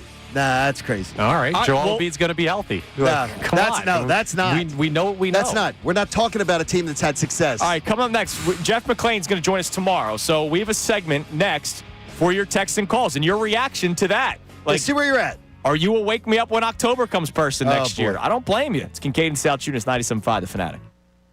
Now on 97.5 The Fanatic Sports Update. Bills make their first move of the offseason. I'm Connor Thomas, and the Phillies have reportedly made their first big decision of the 25-26 offseason. As John Heyman of MLB Network reported yesterday, the manager, Rob Thompson, will be back for the 2026 season. Thompson has managed the Phillies to a .580 winning percentage and 4 straight playoff berths, but after 2 quick exits in the past 2 postseasons, his job was potentially in jeopardy. Thompson's expected to be part of Dave Dombrowski's Thursday morning press conference this week, so we'll hear what he has to say. The Eagles also had a surprising move of their own yesterday at Edge. Zadarius Smith announced his retirement from football, surprisingly. Smith, who was in his 11th NFL season, cited personal reasons for his retirement. He was signed earlier this year to add to that edge depth for the Eagles, so Nick Sirianni spoke about where that position group stands now. As far as my confidence in the guys there on that defensive line, a lot of confidence in them. So I like that position. I like the depth that we have at that position. Just the numbers of how they play now, it'd be distributed a little bit differently. Flyers won the home opener yesterday, so that was some good news for Philadelphia sports. 5-2 over the Panthers. Big night for the captain, Sean Couturier, 2 goals and 2 assists. You'll be able to hear from Jeremy Fowler on the latest with the Birds coming up at 9:25. Eagles coordinators will meet with media at 11:30. This update is brought to you by Bradford White Water Heaters. When you need a new water heater, choose one that's built to be the best. Choose Bradford White. I'm Connor Thomas on your home for the best Birds coverage, 97.5 The Fanatic and 97.5thefanatic.com.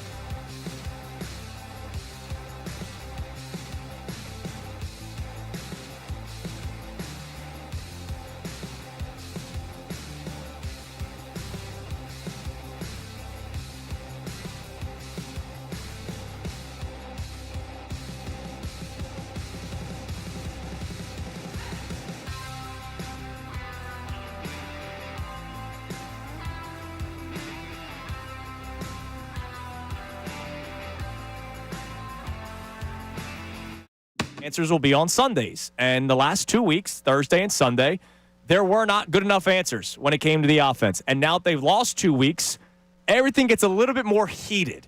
Because now you're losing games because of your predictability and your lackluster offense. If you're 4-0, things can slide. Yeah.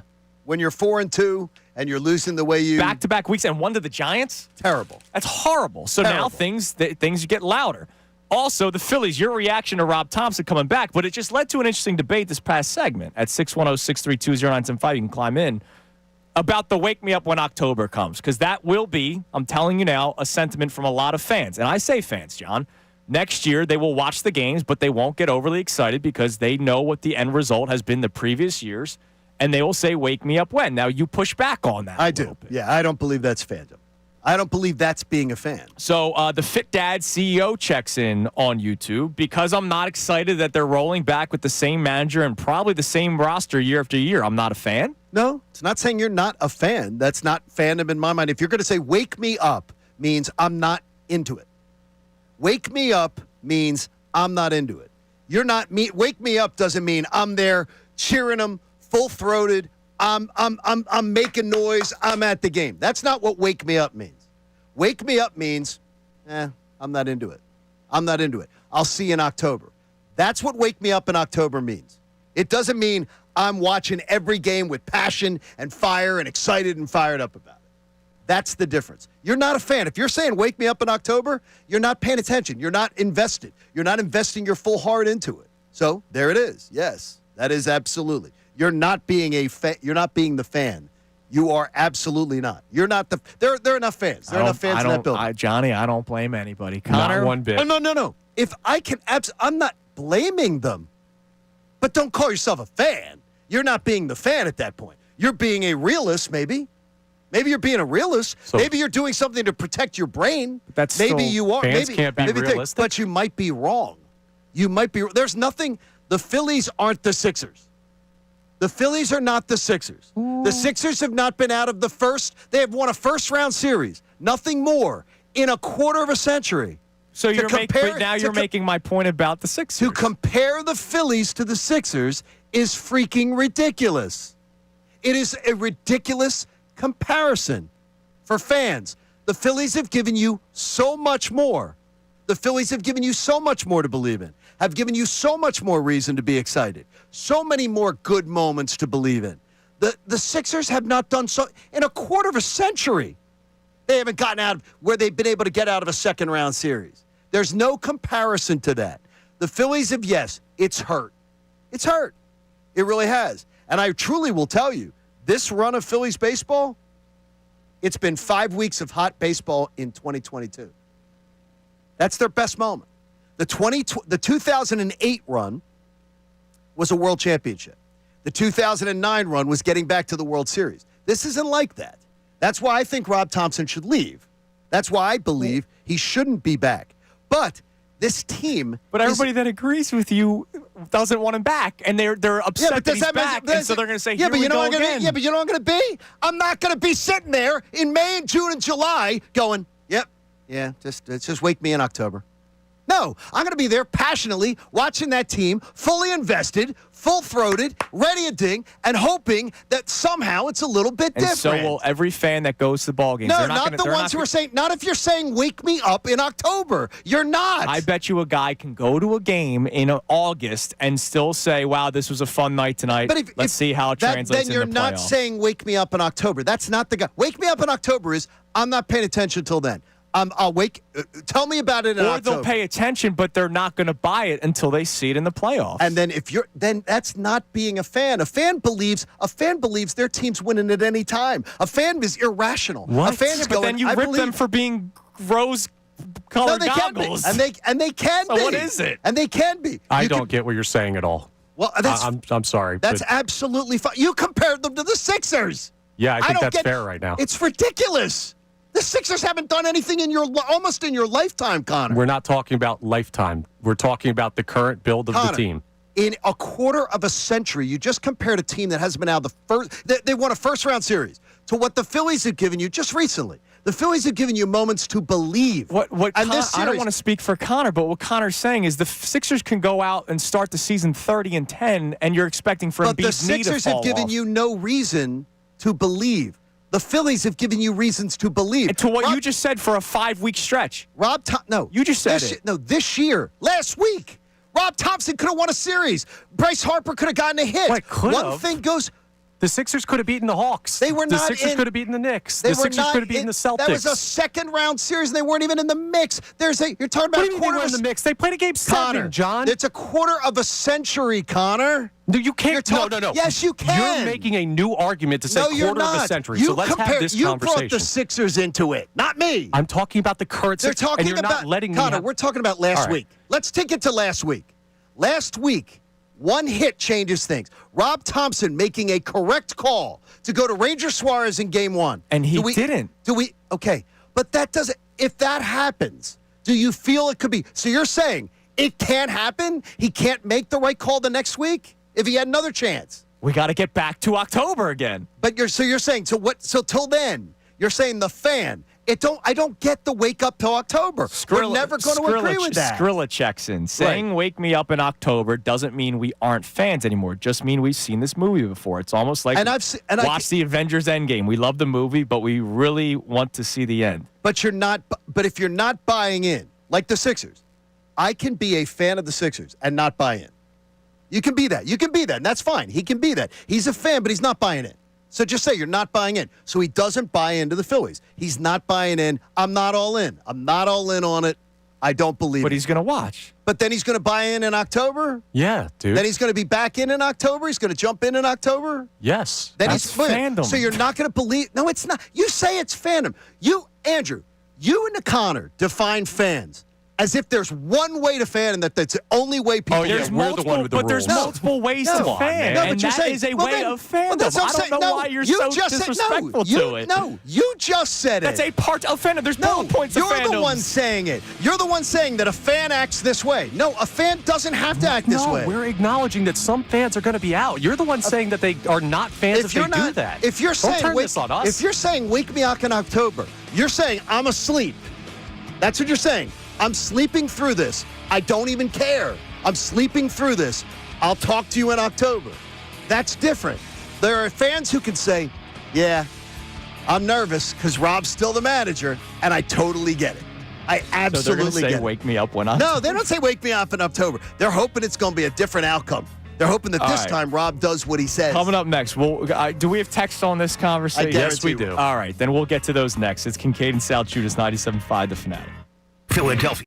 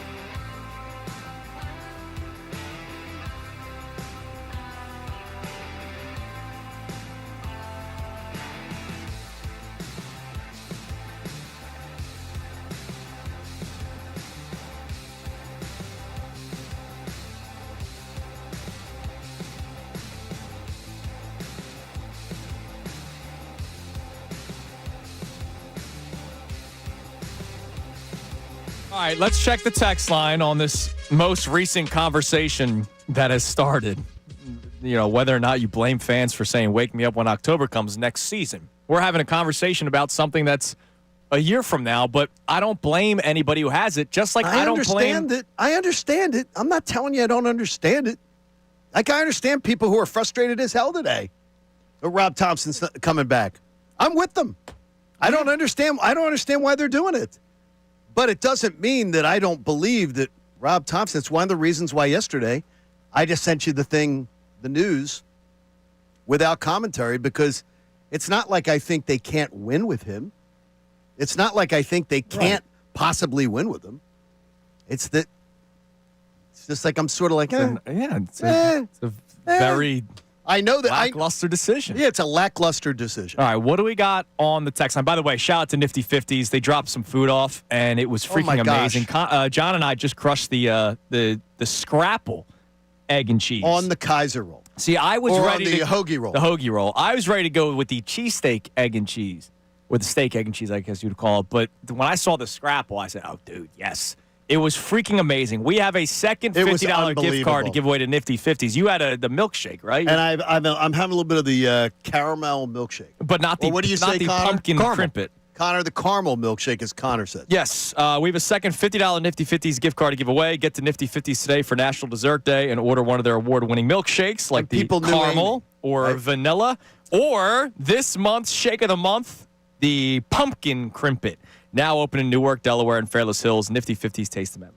Delicious. All right, what do we got on the text line? Sean checks in, says, I'm a diehard Phillies fan, but I couldn't agree more with the fans who say, wake me up in October. I'm the same way. It's the same song the past few years. How can we as fans expect anything different next year unless this roster changes? Well, no. If the roster changes, then you're going to get roster changes.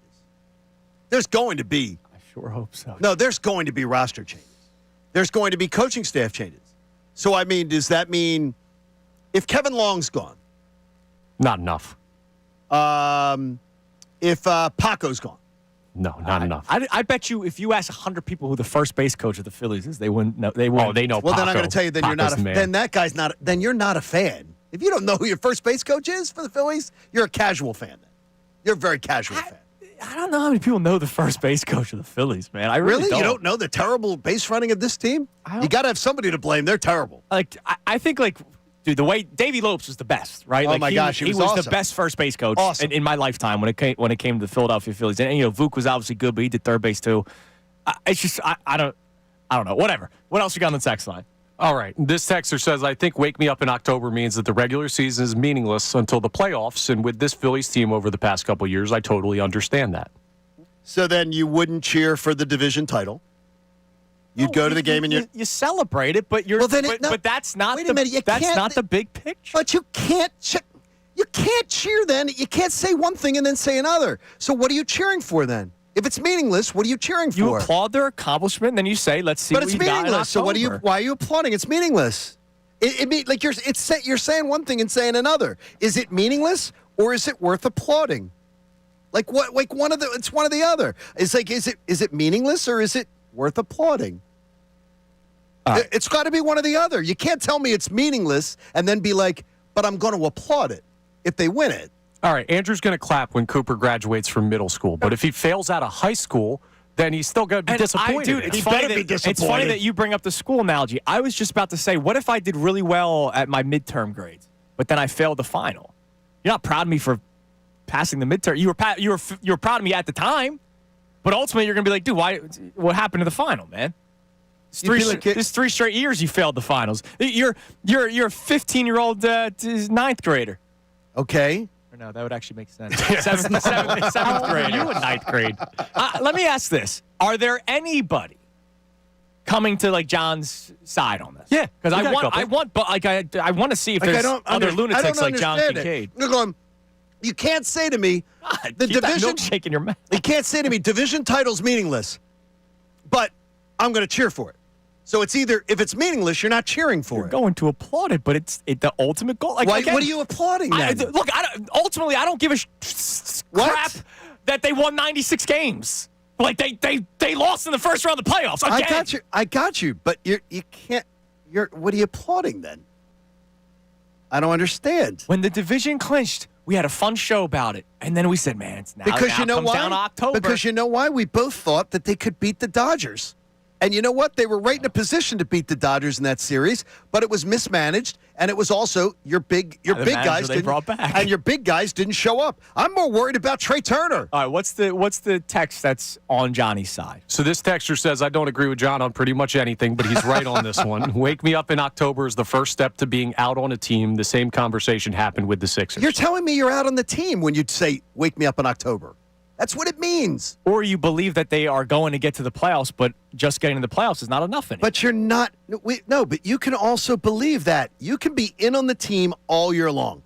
You can be in on the team and be that same mentality. The Sixers. I can be in on the Sixers all year long, wanting them to win, wanting to be entertained, and know that they're not going anywhere as currently constituted. Like I know this year, I have proper expectations. I'm excited to see young players play. I know they're not going to the NBA Finals. I have proper expectations, everything. There's no reason to not have really good expectations for the Philadelphia Phillies next year. All right, here's the thing. Wake me up when whatever month is some sense of hyperbole by the fan base, all right? It is a way of saying you don't believe in the team's ceiling, but will continue to root for the team throughout the regular season.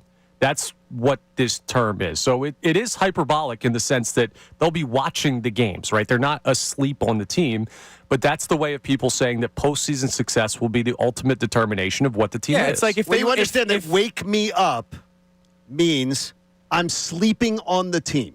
That is exactly why you use the term "wake me up." I'm sleeping on this team. They're not worth my passion. They're not worth my energy. They're not worth me giving my full investment. But if Kyle Schwarber hits 60 home runs again next year, we're all going to say the same thing. Boy, I hope he does that in the playoffs because he didn't last 2 years. we will. We will. Absolutely, we will. All right, but the thing is, you can do both. Let's get a call on this. We got Derek in North Philly. What's up, Derek? What's going on? Y'all What's gonna up, stop Derek? getting on my. What's going on? Y'all gonna stop getting on my boy? Listen, if y'all gonna see that, why wait till October? They haven't done anything in October, so why wake me up when they get to the World Series? You have to support your team. I want to see the young pitchers. I want to see Alvarado come back. I want to still see Schwarber hit something. And then I got to see if these big bats, Turner and Harper, going to hit. Why do you want to support the team? Why do you want to see Alvarado come back? No, I'm just saying. After what he did to you, this year? Yes. But that's all right. Let me say this real quick. Rob Thompson, his management, every time it was a big position for them bats to come through, every lineup he had, they had a chance to come through, and they didn't. What about when Rob Thompson had a chance to come through for his team and to make proper decisions? Right. What did he do? Let's say this. All right, so let's give him one thing that he did wrong. Schwarber and Turner been doing it for 3 years Wait straight. a minute. You didn't answer my question. You're not answering any of my questions. I am. No, you're not. Go ahead. When Rob Thompson had a chance to make proper decisions in the series, did he? Yes. You know why? Because he had enough. Wait a minute. Let me answer. He had enough confidence in these players to come through. And his lineup said the same thing. No. Schwarber and Turner always had positions to hit the ball in his lineup. I'm talking strategy. When he went to Robertson in the first game, was that the smart thing to do, or should he have gone to Ranger Suarez? But at that time, you have to give the opportunity to these players. No, you don't. You have to. You give it to Why it to Ranger. You give it to Ranger. All right, let me say this. So you give Turner and Harper the opportunity, they should come through. If Rob Thompson they gets aren't the blame, pitchers. They're not pitchers. They're position players. They're hitters. All right, so when we had a 1-0 lead, where was the bats? Yeah. When we have a 2-0 lead, where are the bats? Derek, this series came down to everybody. And thanks for the call, Derek. This series came down to everybody. Obviously, people are going to put more blame on certain people, right? Could be player, could be manager. It came down to everybody. Rob Thompson making bad decisions. I think part of the reason why he is back is because the lineup did go ice cold. Again, the top three guys in the order. And so we're going to sit here going, all right, we'll watch the season, we'll support the team, and hopefully it's a different result in October. All right, coming up next, we have a major game in Week 7. A little look ahead to the Week 7 schedule. Two teams that impact the Eagles. It's Kincade and Salciunas, 97.5 The Fanatic. Now on 97.5 The Fanatic Sports Update. Another year for Thompson. I'm Connor Thomas, and the Phillies have reportedly made their first big decision of the offseason as John Heyman of MLB Network reported that manager Rob Thompson will be back for the 2026 season. Thompson's managed the Phillies to a .580 winning percentage and 4 playoff berths, but the last 2 postseasons have not gone as planned. Immediately bounced the Phillies have been, so his job was potentially in jeopardy. Thompson is expected to be a part of Dave Dombrowski's Thursday morning press conference, so we'll hear from him then.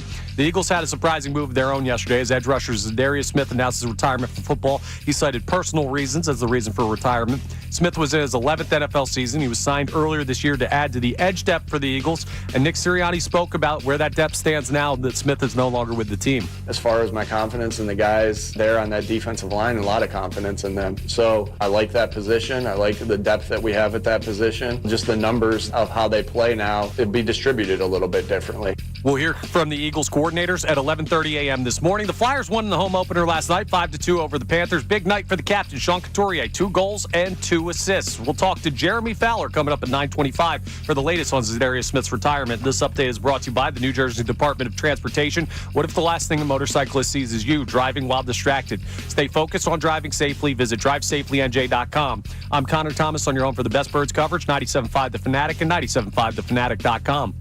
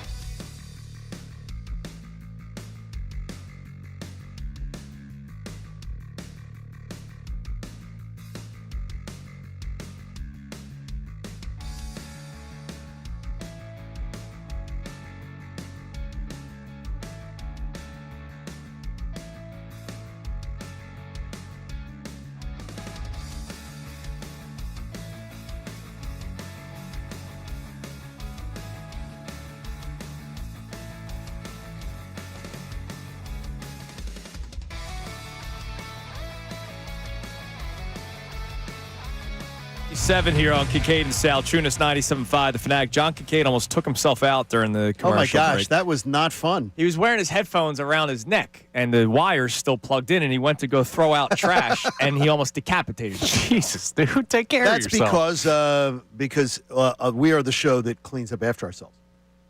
Yeah, it was clean this morning. We are, because very proud of we've the come team in today. many times where it's not. Maybe there was a memo sent out. I think there was. The weekends get a little dirty. We have a monster game in Week 7 to keep an eye on, and you've mentioned it on the show already. It's Monday night, and it's Bucks and Lions. Now, it's a really interesting question a great game. of who we want to win or lose. And now, Amy was different than me. Yeah, I understand what she's saying because she thinks ultimately the Lions are the truer test, which is why she would want the Bucks to win. Here's another thing. If you think the Lions are, I believe the Lions are better than the Buccaneers. I do. I don't know what are you looking at? We're doing Green Bay Commanders again. What do you mean? When we had the Green Bay Packers Commanders argument earlier in the season. So I'm just interested in which side you guys are going to be on of this. No, sure. Yeah, I got you. If the Lions get handed their third loss, that's huge for the 1 seed. Now, the Bucks would be 6-1, so I understand that. But here's the deal. You already have the tiebreaker with Tampa. Anyone feeling confident that the Eagles are going to have the tiebreaker against Detroit? Not right now. What, that you're not going to beat Detroit head? Do you feel confident right now that they will beat the Lions? No. So what I'm saying is... No, but I've got them at home, and I'd rather see the bird in the hand that the Bucks get back and you're back ahead of the Bucks. I understand that. I'm thinking that's how I would be. The long game. Like, if the Lions lose but beat you, at least you still have a little bit of a leg up in terms of wins, as long as you handle your business against the Vikings, right? Like, the Eagles have to play their own part in this. If the Eagles lose to the Vikings, then none of it matters. We don't believe, though, we really don't believe that the Bucks are going to face. The Bucks have already beaten Atlanta in Atlanta. Yes. So, who's beating the Bucks? Like the Bucks, I wonder who's beating them. They got a rough stretch. They have Patriots, Bills, Rams, 3 straight weeks, no bye weeks. That's a rough stretch. You got Lions, then Saints. Obviously, the Saints, dog meat. But Lions, Saints, Patriots, Bills, Rams. That's a tough 4 out of 5 games for Tampa. They close out the year Falcons, Panthers, Dolphins, Panthers. So you're going to have to hope that stretch, 4 out of those 5 games, they lose a couple of weeks. That's going to be important. All right, you're listening to 97.5 The Fanatic, WPEN HD1 Burlington, Philadelphia, a Beasley Media Group station broadcasting live from the Comcast Business Studio, powering possibilities. Time now for the Kincade Salciunas Re-Rack. Rob Thompson will return as manager of the Philadelphia Phillies. Yeah, the locals didn't have this one. This got leaked to the national guys. Heyman first, and then so they did the whisper down the lane to the national guys. So in other words, they screwed over the local media with that one, and didn't give them the scoop. So Rob Thompson's coming back. Yep.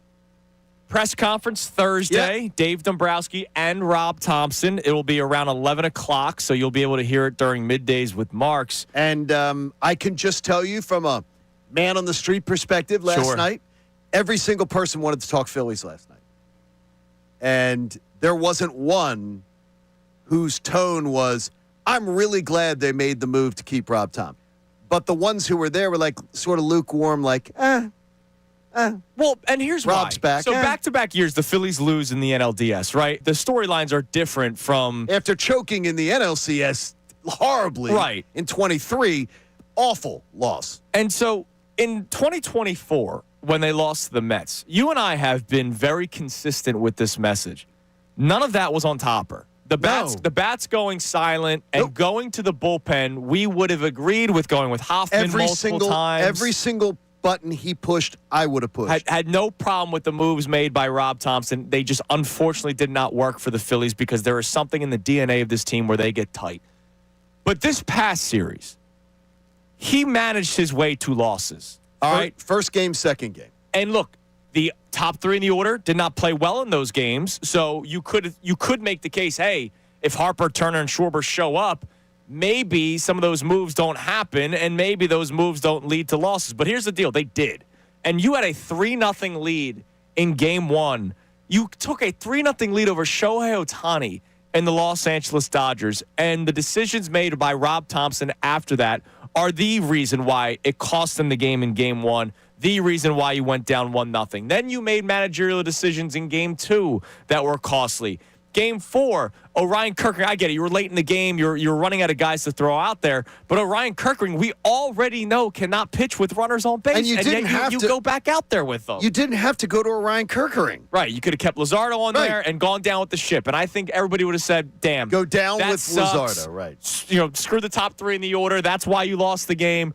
But then you go to a guy that literally becomes a puddle when there's runners on base. So Rob Thompson, for the first time, in my opinion, really managed his way out of a job, managed his way to losing a series. And the Phillies' response to that is, let's bring him back for another year because they won 96 games. That's going to be my guess. Yeah, that's what it's going to be. Here's what I'm going to try to figure out. They're going to try to tell us that you can't blame Rob for the loss. You know Dave Dombrowski will say we weren't hot at the right time, right, which is an excuse that I freaking hate. They're going to say you can't blame Rob for the loss. All right? But I promise you what's going to happen this week. There's other people that are going to get blamed for the loss then. Sure. So they're going to point at this coach and that coach and this coach. Yeah, they'll get fired. And they're going to fire them. Somehow Dombrowski will blame Castellanos. So somehow they're going to say it's not Rob's fault, but it's these other coaches' faults, which is a load of steaming dog poop. Dog poop. So right away, we want your reaction to Rob Thompson coming back at 610-632-0975. Text and call and you name it. I'm sure the sentiment will be the majority. When you spoke to people yesterday saying, look, there wasn't vitriol toward it. It's just, why are we doing this again? There will be vitriol if there is a run it back plan, part 4.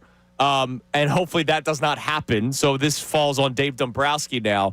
But your reaction to Rob Thompson coming back, like, I'm not angry, banging on the table. I can't believe they're doing this. No. But at the same time, I'm shocked that he's coming back. Like, I am stunned. When I read the tweet, I woke up from a nap yesterday, and I saw your text message, sending it from John Heyman.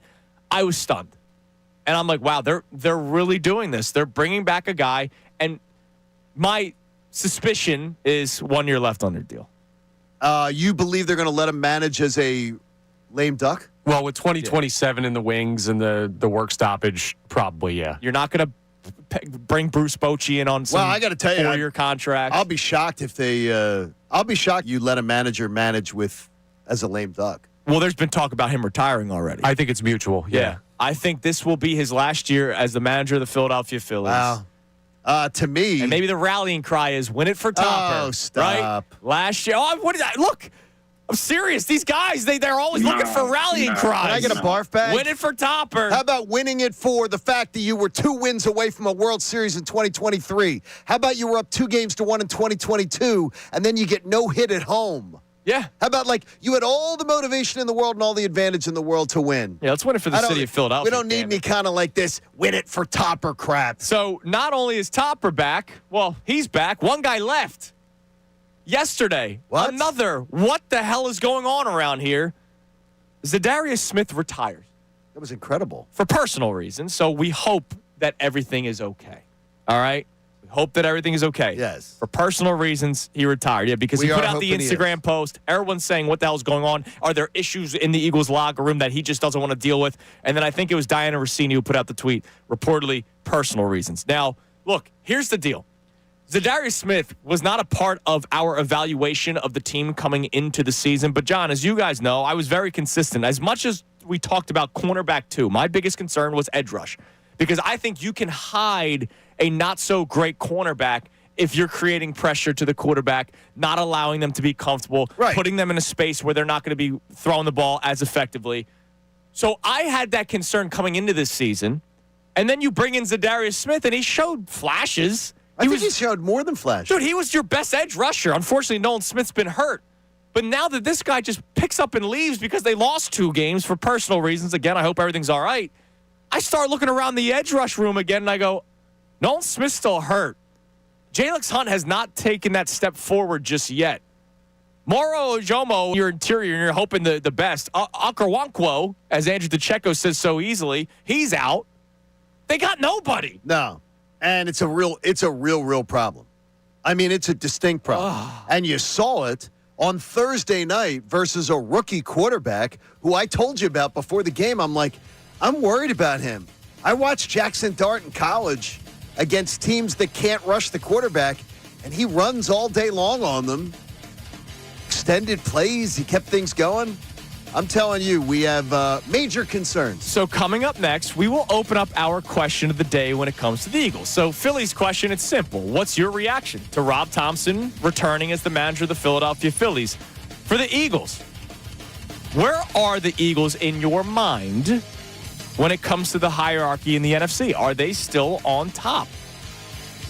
Start thinking about that at 610-632-0975. Also, you'll hear from Nick Sirianni, who had to react to Zadarius Smith retirement. And then he talks about his confidence in the defensive lines. Kincade and Salciunas, 97.5, The Fanatic. The Fanatic.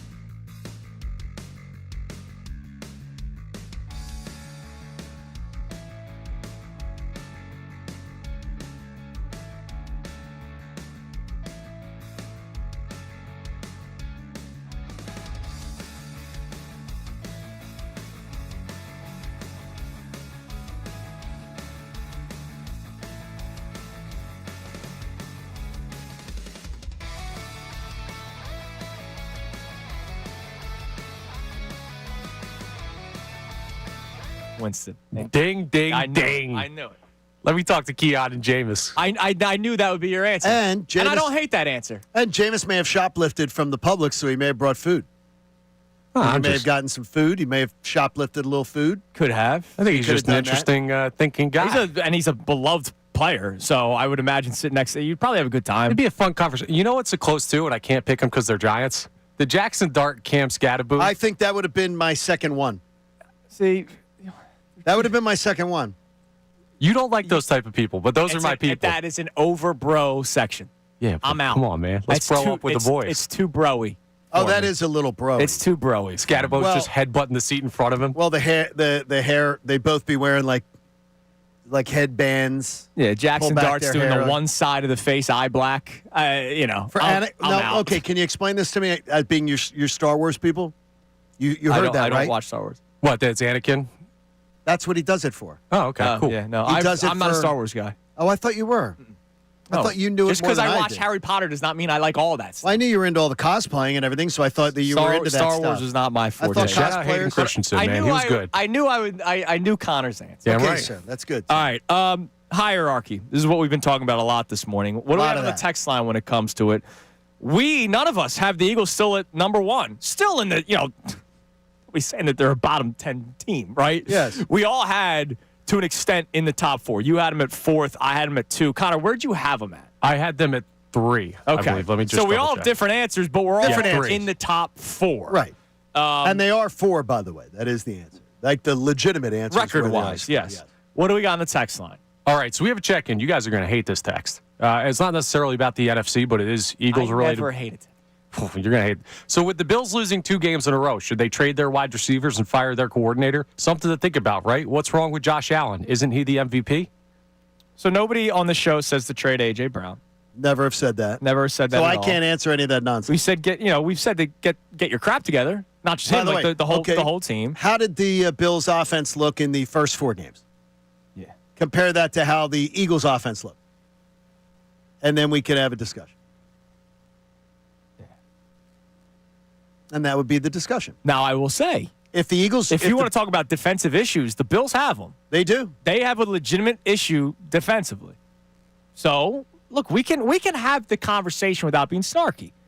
The Bills aren't we've talked about this a couple times off the air. We haven't really mentioned it on the air. The league, it's not been great this year.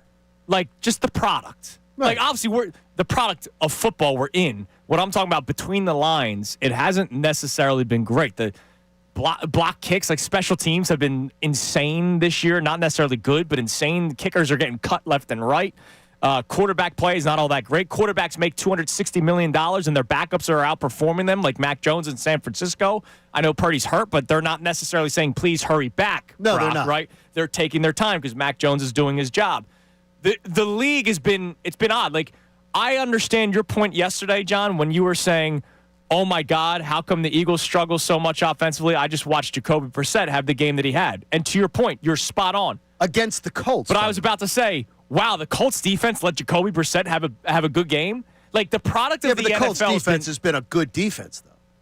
Yeah. Like, it's a difference is their body of work has been pretty good. Sure. So that's a Jacoby Brissett, wow. It's been a weird year. It has been. It's really Nobody weird. doesn't have a bad loss. Yeah. Nobody. Yeah, there's no undefeated teams left. The 1972 Dolphins, they toasted already. The only team you could say might not have a bad loss is Tampa Bay losing at home to the Eagles in a close game. Sure. But even then, That's not a bad loss. They were brutal at the start of that game. Yeah, they were. All right, what else we got on the text line? All right, we also have a check-in where this texter, we talked about injuries for the Eagles before and them getting healthy. This texter says Eagles will again have 18 to 19 of 22 starters this weekend. Easily one of the healthiest teams in the NFL. We have no idea what real injury problems look like. Well, hold on a second. We don't know that yet. We have not. Look, today, I think we'll get. Or they're practicing today. We don't know what they're So we'll have an idea of maybe which way Quinyon Mitchell's trending. Like, if Quinyon Mitchell's out of this game, then you're playing Keely Ringo and Adoree Jackson. This game is a red flag. You're in trouble. Major red flag. With the way the defensive front is, you lost your best edge rusher. And again, I've never ran from this. I don't think Nolan Smith is a top edge rusher in the NFL. I don't think he's close. A top edge rusher, he's given you nothing. I think to say he's that he should be. fourth tier edge rusher. Like, I don't think he had a good second half last year. That's about it. He didn't even show up till like Thanksgiving. Zadarius Smith retired. Jalen Hunt's not been that great. I got people on social media saying bring back BG. Like, no, we've gotten those texts. I know, but that's how desperate we are. And so the fact that Nolan Smith is out, it just makes the defensive end room look even worse. And when Jalen Carter misses a game, I understand that maybe only missing 3 players might not compare to missing like 8. But if the 3 players are so impactful to the point where your defense gets gashed, Jalen Carter and Quinyon Mitchell being out is why the defense looks so bad in the second half last week. By the way, just little whispers I've been hearing. Don't just cross your fingers for Quinyon Mitchell. Yeah. Maybe light a candle at church. Hamstrings they're concerning, man. All the twitch movement they have to do. It's tough. All right, coming up next from ESPN, Jeremy Fowler will join us. Is there anything to this Zadarius Smith retirement? Anything more than just personal reasons? The latest with the Eagles offense, what the league is saying about them. It's Kincade Salciunas, 97.5 The Fanatic. Now on 97.5 The Fanatic Sports Update. Rob Thompson returns. I'm Connor Thomas, and the Phillies have reportedly made their first big decision of the offseason. John Heyman reported yesterday that manager Rob Thompson will be back for the 2026 season. He's managed the Phillies to a .580 winning percentage and 4 straight playoff appearances, but 2 really quick exits from the most recent postseason, so his job was potentially in jeopardy. Thompson's expected to be part of Dave Dombrowski's Thursday morning press conference, so we'll hear from him later this week. The Eagles had a surprising move of their own. Edge rusher Zadarius Smith announces retirement from football. Smith, who is in his 11th NFL season, was signed earlier this year to add edge depth for the Eagles, and with Nolan Smith on injured reserve, Nick Sirianni was asked about how he feels about that edge depth yesterday. As far as my confidence in the guys there on that defensive line, a lot of confidence in them. So I like that position. I like the depth that we have at that position. Just the numbers of how they play now, it'd be distributed a little bit differently. We'll see what Vic Fangio has to say. Coordinators meet with the media today at 11:30. The Flyers won the home opener last night, 5-2 over the Panthers. Big night for Sean Couturier with 2 goals and 2 assists, so nice dub for them. We'll talk to Jeremy Fowler of ESPN coming up next. This update is brought to you by Audible. Stuck in traffic? Audible's romance collection will have you falling fast in the slow lane. Satisfy every side of you with rom-coms, romantasy, and the really steamy stuff. Listen free with a 30-day trial at audible.com. I'm Connor Thomas on your home for the best Birds coverage, 97.5 The Fanatic and 97.5thefanatic.com.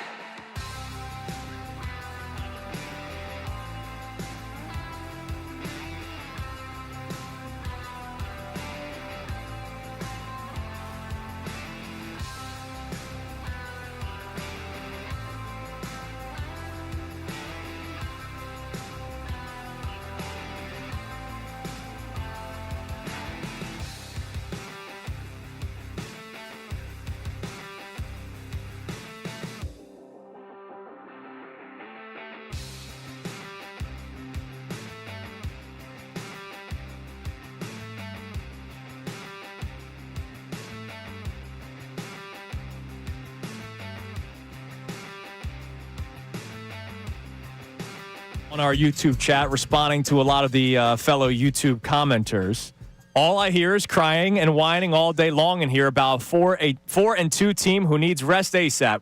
Welcome to the world of Philadelphia sports. Joining us now on the Comcast Business Hotline. Every day in business is a big day. Let Comcast Business help you move forward with what's next. This man does a tremendous job covering the NFL for ESPN, ESPN.com. You see him on TV. Does a great job, and we always appreciate him taking the time. Good coming hair, on with us. too. Really Our good man hair. Jeremy Fowler joins us. Jeremy, good morning, man. How you doing today?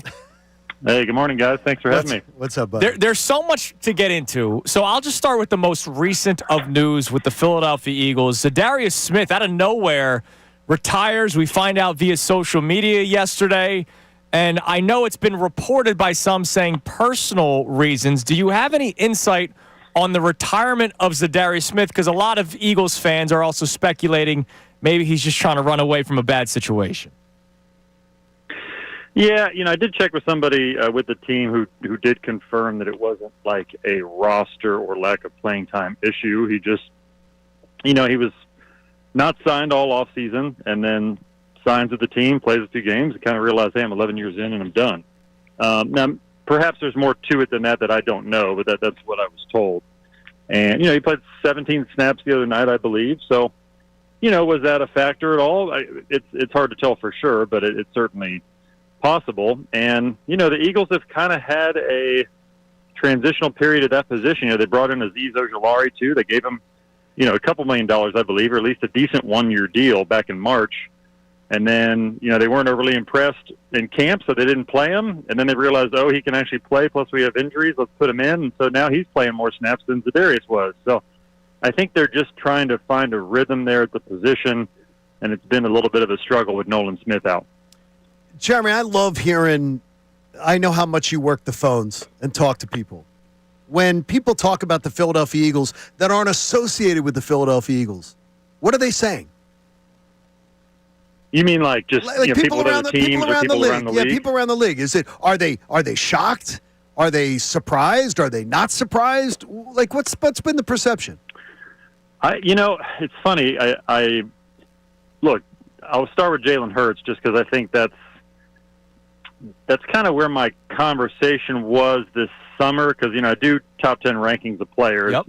But I do it through execs, coaches, and scouts. And part of the reason why I do it is what's a good read, but also it just gives me a lot of knowledge about situations. And, quarterbacks, I spent a lot of time on that. Jalen Hurts was our 9th quarterback. And a lot of people were outraged about that, including a lot of people in Philadelphia, because, okay, the Super Bowl winner outperformed Patrick Mahomes on the biggest stage. All that's great.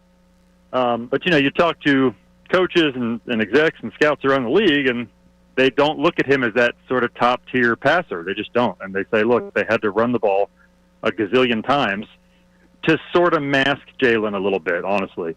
He averaged, I think, 24 passing attempts a game last year. Year before, passed a lot, and it went poorly.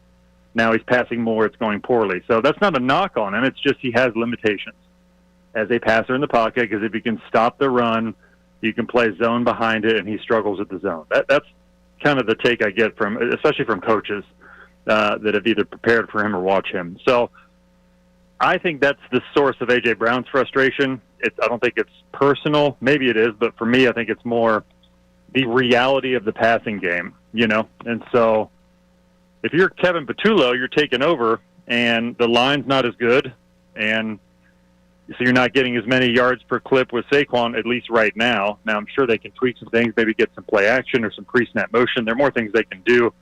And, in fact, I think some people in the locker room want to see those things, especially the play action part. But outside of that, you have a quarterback who's limited, and you can't run the ball as well because the line's not as good as it was. So, what do you do at that point? At some point, that's not on the coaches. That's on the players to get it done. But when it comes to the coaches, and look, we've talked about Jalen Hurts and some of his issues this season. When you talk about the players maybe in-house wanting to do certain things, I go back to the hiring process to begin with. It wasn't very much an extensive search. At least we don't think it was. So, Jeremy, when it came to promoting Kevin Patullo, was there much of a search at all? Or did we know that the second Kellen Moore got hired by the Saints that this was Patullo's job? Well, I think there was a search because, look, you have to do a search now. You have to interview minority candidates and go through a very specific process as mandated by the NFL. Was it an exhaustive search? I don't know. That's to be debated. Maybe not. But I do know that Kevin had elicited a lot of trust in the building, not only with Nick Sirianni, but with a lot of the players. He's got a good relationship with those guys. It's my understanding that he was kind of for over the years, he's been a good sort of liaison between the players and Nick Sirianni. So because of that, he fit a lot of the job description. He's got a lot of background with several different offenses and coaches. So, it made sense. And typically head coaches do like, when they can, reward coaches that have worked their way up and want to see some upward mobility in their career. So they sort of pay it forward in that way. Because of all those things, certainly just qualified on paper. And I mean, look, they're coming off a mini bye. I'm assuming that that Kevin and the offense will make some adjustments. You can't just roll it out and keep doing exactly what you're doing. So this is a good time for them to come off a Thursday night game off a loss. What do you make of the A.J. Brown stories? Well, partly what I had mentioned, I think this is a guy who's in a limited passing game with a limited quarterback from the pocket. And that's an issue for a guy who, from what I'm told, very clearly behind the scenes, wants to be wants to be a Hall of Famer, wants to be a catalyst for winning. And sometimes he's a catalyst for winning by being, I guess you could say, a decoy or, drawing coverage that helps them run the ball or helps the ball go somewhere else. That's hard for a lot of receivers, that we've seen that over the years, and I think Brown's no different. So that's really my take on it. I would say it's been what's happening this year with the cryptic tweet. That to me is not new. It's sort of been the worst kept secret even during last year, that Brown can be frustrated at times with the offense that he's in and with the limitations of the quarterback. Now, how I can't close speak are we for him, but that's been out there for a while. How close do you believe could we be to a boiling point with A.J. Brown, right? Cryptic tweet is one thing, but then all of a sudden acting out on a sideline or something, even though we all agree with A.J. Yeah, we all we're agree. in agreement. I need to make that clear for anybody listening. Like, we agree that the offense needs to get better, but are we reaching a potential boiling point with A.J. Brown here? I mean, boy, if it depends on how you define boiling point. Like, are they going to trade him? No, I don't expect that. Now, I have talked to some teams that wonder if in the offseason they would do that, just to give everybody a fresh start. Is the boiling point more frustrations or something happening on the sideline that we all see? I don't know. I will say this. When I was in the locker room the other night, I was at the game Thursday, and I've reported this, but I did talk to a player who says it does feel like 2023 right now a little bit, the end of 23. We've got to change that. We've got to redirect this thing to avoid that. So, that was a pretty strong message that I was told, and so they got to sort of figure that out, and Brown is the center of that. I was told that leading into the Denver game Sunday and then leading into the Thursday night game that Brown and Hurts were good, and that they were, and it felt like, at least in the building, they were in a good spot. So I don't sense a lot of major issues from an animosity standpoint or personality standpoint, but, I'm open to being wrong on that. That is an interesting one. We'll be watching. We're going to be watching that absolutely. one. Is the right now in the NFC? Do you think there's reasons for Eagles fans to be concerned when you look at the landscape, considering they already hold the tiebreaker over the Rams, they already hold the tiebreaker over the Buccaneers, they've won there. How concerned do you think Eagles fans should be with the early struggles? It's a mild concern. The fact that they're only 6 games in. There's a lot of time to redirect this thing. It's a long season. Things happen. Teams that we thought would be good or not. I mean, Baltimore was my Super Bowl pick. They're 1-5. Right. And I still think they could maybe get a backdoor playoff run somehow when Lamar comes back. So it's so early. The NFC is wide open, I feel like. I don't think anybody's run away with it yet. There are a lot of good quality teams, but is there a team that's a cut above the rest? I don't know. Now, Tampa is really dangerous, and you've seen them, even though the Eagles beat them a couple weeks ago. They've had the Eagles number in the past.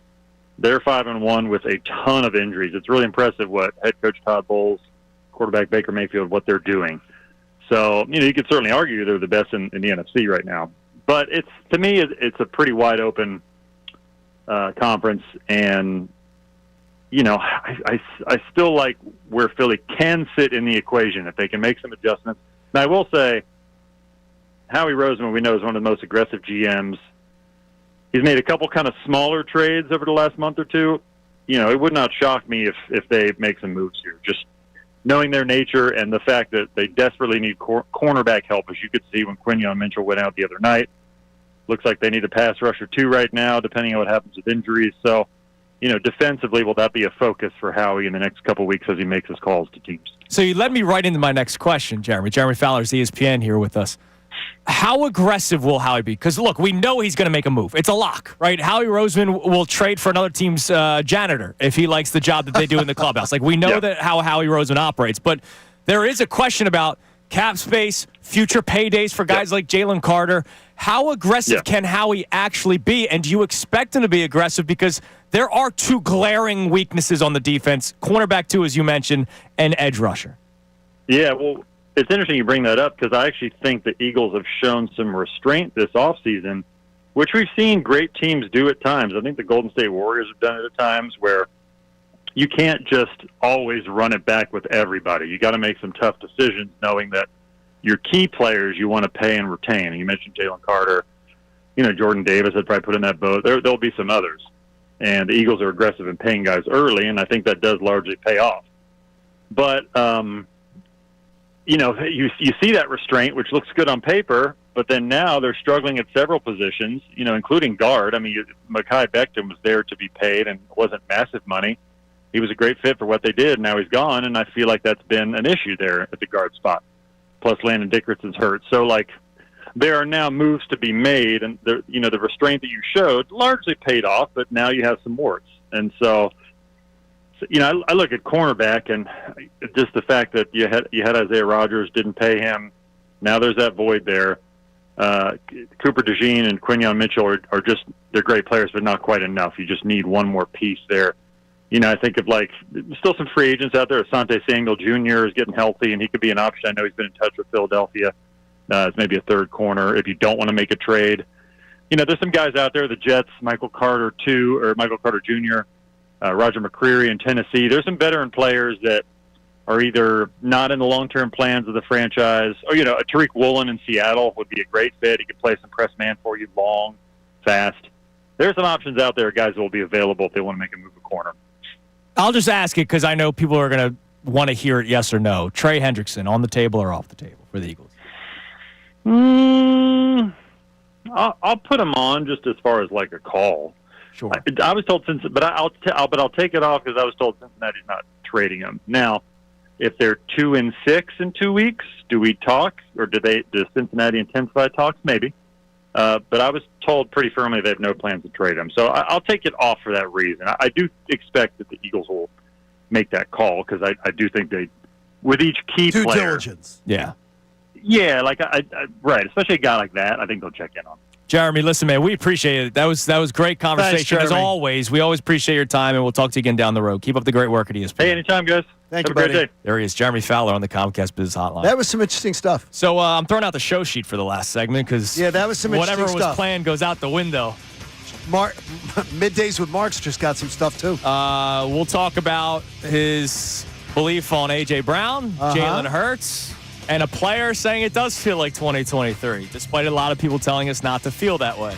It's Kincade and Salciunas, 97.5, The Fanatic.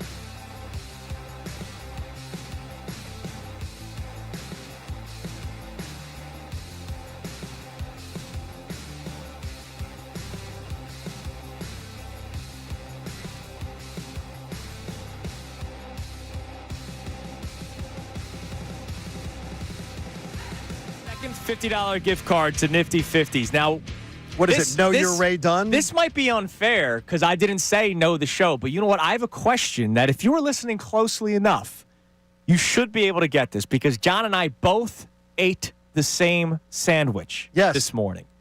They dropped off so much food. Shout out to Nifty 50s. First thing I said to them was, are you guys trying to feed an army? Because there is a lot of food out there. But Nifty 50s dropped off a ton of food. Johnny and I both had the exact same breakfast sandwich. The first person to text it to 610-632-0975 will win our second $50 gift card to Nifty 50s. Congratulations to Johnny in Willingboro, who won the first one when we did Know the Amy. Because Amy was with us for the 7 o'clock hour. Get to Nifty 50s today for National Dessert Day and order one of their award-winning milkshakes, including this month's Shake of the Month, the Pumpkin Crimpet. Now open in Newark, Delaware, and Fairless Hills. Nifty 50s, taste the memories. All right. So we just had Jeremy Fowler on. It's a shame that it's the final segment. I would love to go another hour or two. Maybe Johnny Marks wants to hang out for 2 hours. Jeremy gave us a lot of insight. He did in that conversation, and it's a conversation that we're going to react to a lot tomorrow during the show. Teaser for you. There might be more issues than what we like to admit or think about.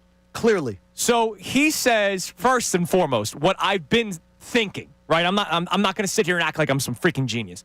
When those coaches and executive polls come out, and Jalen Hurts still comes in at number 9, right? That's why I value those more than the player poll, because that tells me this is what they think about opposing teams. Okay. And the fact that Jalen Hurts comes in at number 9, despite being the Super Bowl MVP, I still believe that defenses were going to try to line up to stop Saquon Barkley. And it came down to Jalen Hurts, the offensive line, Kevin Patullo, to flip the script, right? If they played very well in the passing game the first 6 weeks, defenses won't be able to do that anymore. Okay. Unfortunately, through 6 weeks, the passing offense has not been good enough. No. And the defensive game plans have worked. Even though the Eagles have won 4 of 6 games, you would say the Cowboys' defensive game plan worked, right? The Cowboys' defensive game plan absolutely worked. The defense that stinks, that gave up 30 points to the Panthers, had a game plan that slowed down the Eagles' offense. No, they did. They had a good game plan, and it absolutely worked. The Chiefs, they're the Chiefs, right? They're a good defense. Sure. The Rams had a good enough game plan to give them a win. They just fell apart in the second half. The Buccaneers had a good enough of a game plan in the second half to be able to almost come back and win the football game. It seems like we can't adjust. That's been a problem. It seems like there's no adjustment to be made. When the Eagles have to adjust, whatever the Eagles, when they have success, the other team adjusts to it, and they have no answer. They have no counter. Jalen has not played well enough, which we've been pointing out multiple times the last couple of weeks. Hey, this isn't a sound the alarms. This isn't a trade Jalen. This isn't a should they have kept Carson Wentz. It's just, hey, point it out. He's not been playing well. No. And Jeremy Fowler brought that up on his own. And then what did he bring up on his own? We didn't ask him about A.J. Brown. Nope. No, I did. No, but I did. At first he said no. Right, part exactly. of the frustration with A.J. Brown is because of this. He brought it up on his own. So clearly there is something there. And there is. Look, there is. And the one thing is, but it was clear, and just to make clear, he did say, too, he goes, I do not believe that it is animosity. Sure. He believes it's exactly what I'm saying is. He wants his. I think A.J. Brown, hearing about it and hearing everything about this, I think A.J. Brown is a guy who is a competitor, but I think he's selfish as hell. Sounds selfish as hell. That last year, he put aside he was selfless last year to try to go win a ring. He got the ring.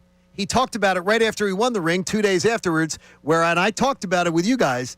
I didn't like his commentary. I thought it was like, yeah, we all read that one differently. Yeah, but I think now, hearing this and seeing his actions, I think it's much more clear that he was speaking the way I thought he was speaking. Or he sees the offense struggling as much as it does, and he goes, give me the ball. Because when he did have his media availability a couple weeks ago, which we thought was great, except for the lying about that tweet wasn't directed at anybody. Like, that's baloney. But when he says, hey, when we're struggling, I want the ball because I think I can get us out. And I understand, by the way. I want my best players to say that. And I want my best players to be a bit selfish. A bit selfish. But I don't think we can say, oh, he put it aside last year. Oh, I do. But he did this last year. Yeah, right before that Pittsburgh game, he said passing. Passing. Well, no, the thing is, though, but everybody, there was nobody, and I think every single one of us on this show, there was nobody who disagreed with him, right? There's no one who disagrees with him now. And I made that clear. When we had Jeremy Fowler on, I made it clear. But it's clearly leading to something, to the point where Jeremy Fowler says, hey, maybe change of scenery. Could be off-season divorce. And so that means there's something there, right? There is. But it's not, as he says, it's not animosity. It's a professional discord. Sure. That it's like, look, they're just not, these two are not clicking. Yeah. They're not clicking. And he wants somebody who can pass him the ball a little bit better. And I can understand where he's coming from. Well, we all can. Because of how it's playing. Now, look, Jalen Hurts can do it. We've seen it. NFC Championship game, Super Bowl. We saw it. We did. Right, so it's there. But do we see it enough? We're not seeing it right now. Do we see it enough? No. As Eagle fans? We don't. No, we don't. So, Jerry, look, we understand the frustration of A.J. Brown. We're not killing A.J. Brown. I mean, like, none of us are. 215 J Philly on Twitter says A.J. is elite at his position, which I think we all agree. He says it's Hurts at his. And that's why I always have the 4. And I don't have Hurts in the 4. No, we don't have Hurts in the 4. There is a difference between Lamar, Mahomes, Allen, and Burrow. There is a difference. That does not mean they win more. Hurts is a winner. Okay, where's A.J. in the hierarchy of wide receivers? I mean, in the NFL. Let's where see. Do you put? You got Jamar and Justin Jefferson. Correct. Right. Those are like the clear cut. No doubters. You can't debate those guys. Jamar Chase and Justin Jefferson. Okay. Then you're putting. You can't debate. You think? Where do you put Nakua? Puka? He's not quite there yet, but he could be after this He's year. a hell of a player, man. Now, the quarterback feeds him the ball constantly. Yeah. Right? CD's probably in there. CD? But he's got the dropping issues. I mean, like, you can... I mean, like is A.J. Brown in the 4? I'm not telling you that he's number 3, but you can argue that he's in the 3. Yeah, you could argue. You could argue it. Yeah, you absolutely can argue. I'm not sure he's in the 3 though. I don't think around the NFL. But like, a lot of people I can't argue Jalen Hurts being a top 3 quarterback. No, I can't either. You know what? Absolutely I can not. argue A.J. Brown being a top 3 wide receiver. Correct. Yeah. Number 3, not 1 or 2. Correct. Those two are alone. So a lot to unpack from Jeremy Fowler. Tomorrow's show is going to be really interesting, and the most damning one that he said in that clip, and a lot of us don't want to believe it, right? That he spoke to a player after the loss to the Broncos. So not after the Giants game. Not after the Giants, but it's after Broncos. After the loss to the Broncos, which is before the Giants game, which was 2 straight losses. He spoke to a player in the locker room, and again, Jeremy Fowler is a very respected reporter. Correct. Okay? Senior reporter at ESPN. That a player said it feels like 2023. We got to get out of that real quick. Yep. And what happens 4 days later? They lose to the Giants. Now, if a player is saying that after 4-1, what is a player saying after 4-2? Now, thankfully, they do have a mini bye. And maybe this mini bye can be like last year's Week 5 bye that nobody wanted. Nobody wanted a Week 5 bye. That's like a death knell, right? Like, oh you my don't God. Like it. Yeah, it's too early. You don't win if you have a bye that early. Yeah, it's too early. And it changed everything. So if I'm going to go with always look at the bright side of life, maybe the week 7 mini bye, 10 games, you go, damn, that loss to the Giants was really bad, but maybe the 10 days is something that this team needs. Nick Sirianni, after the loss, said we're going to let our guys get away for a little bit, which is why I thought canceling Victory Monday was stupid. Maybe it's a good thing. But if they lose... If they lose, it's dangerous. All right, tell us about life-saving cancer research. Yeah, I'm telling you. Hey, check out my friends, Pierce Phelps Bryant Heating and Air Conditioning Contractors. They made a donation to the AACR, and you can too. Go to 975thefanatic.com/AACR because I'm living proof that cancer research saves lives. By the way, thank you for being the messenger or the carrier, the postal service man. Our man Dave, who's a great usher at the Xfinity Mobile Arena, got Coop a gritty puck. That's sweet. That's awesome. That Gritty wanted him to have. Yeah, gave it to Dave. Gritty got it to Dave and said, Dave, you're the messenger because Gritty wants his new best friend, Coop, to have it. And Dave is one of our Coop and I locked in first period yesterday. All right, Middays with Marks comes your way.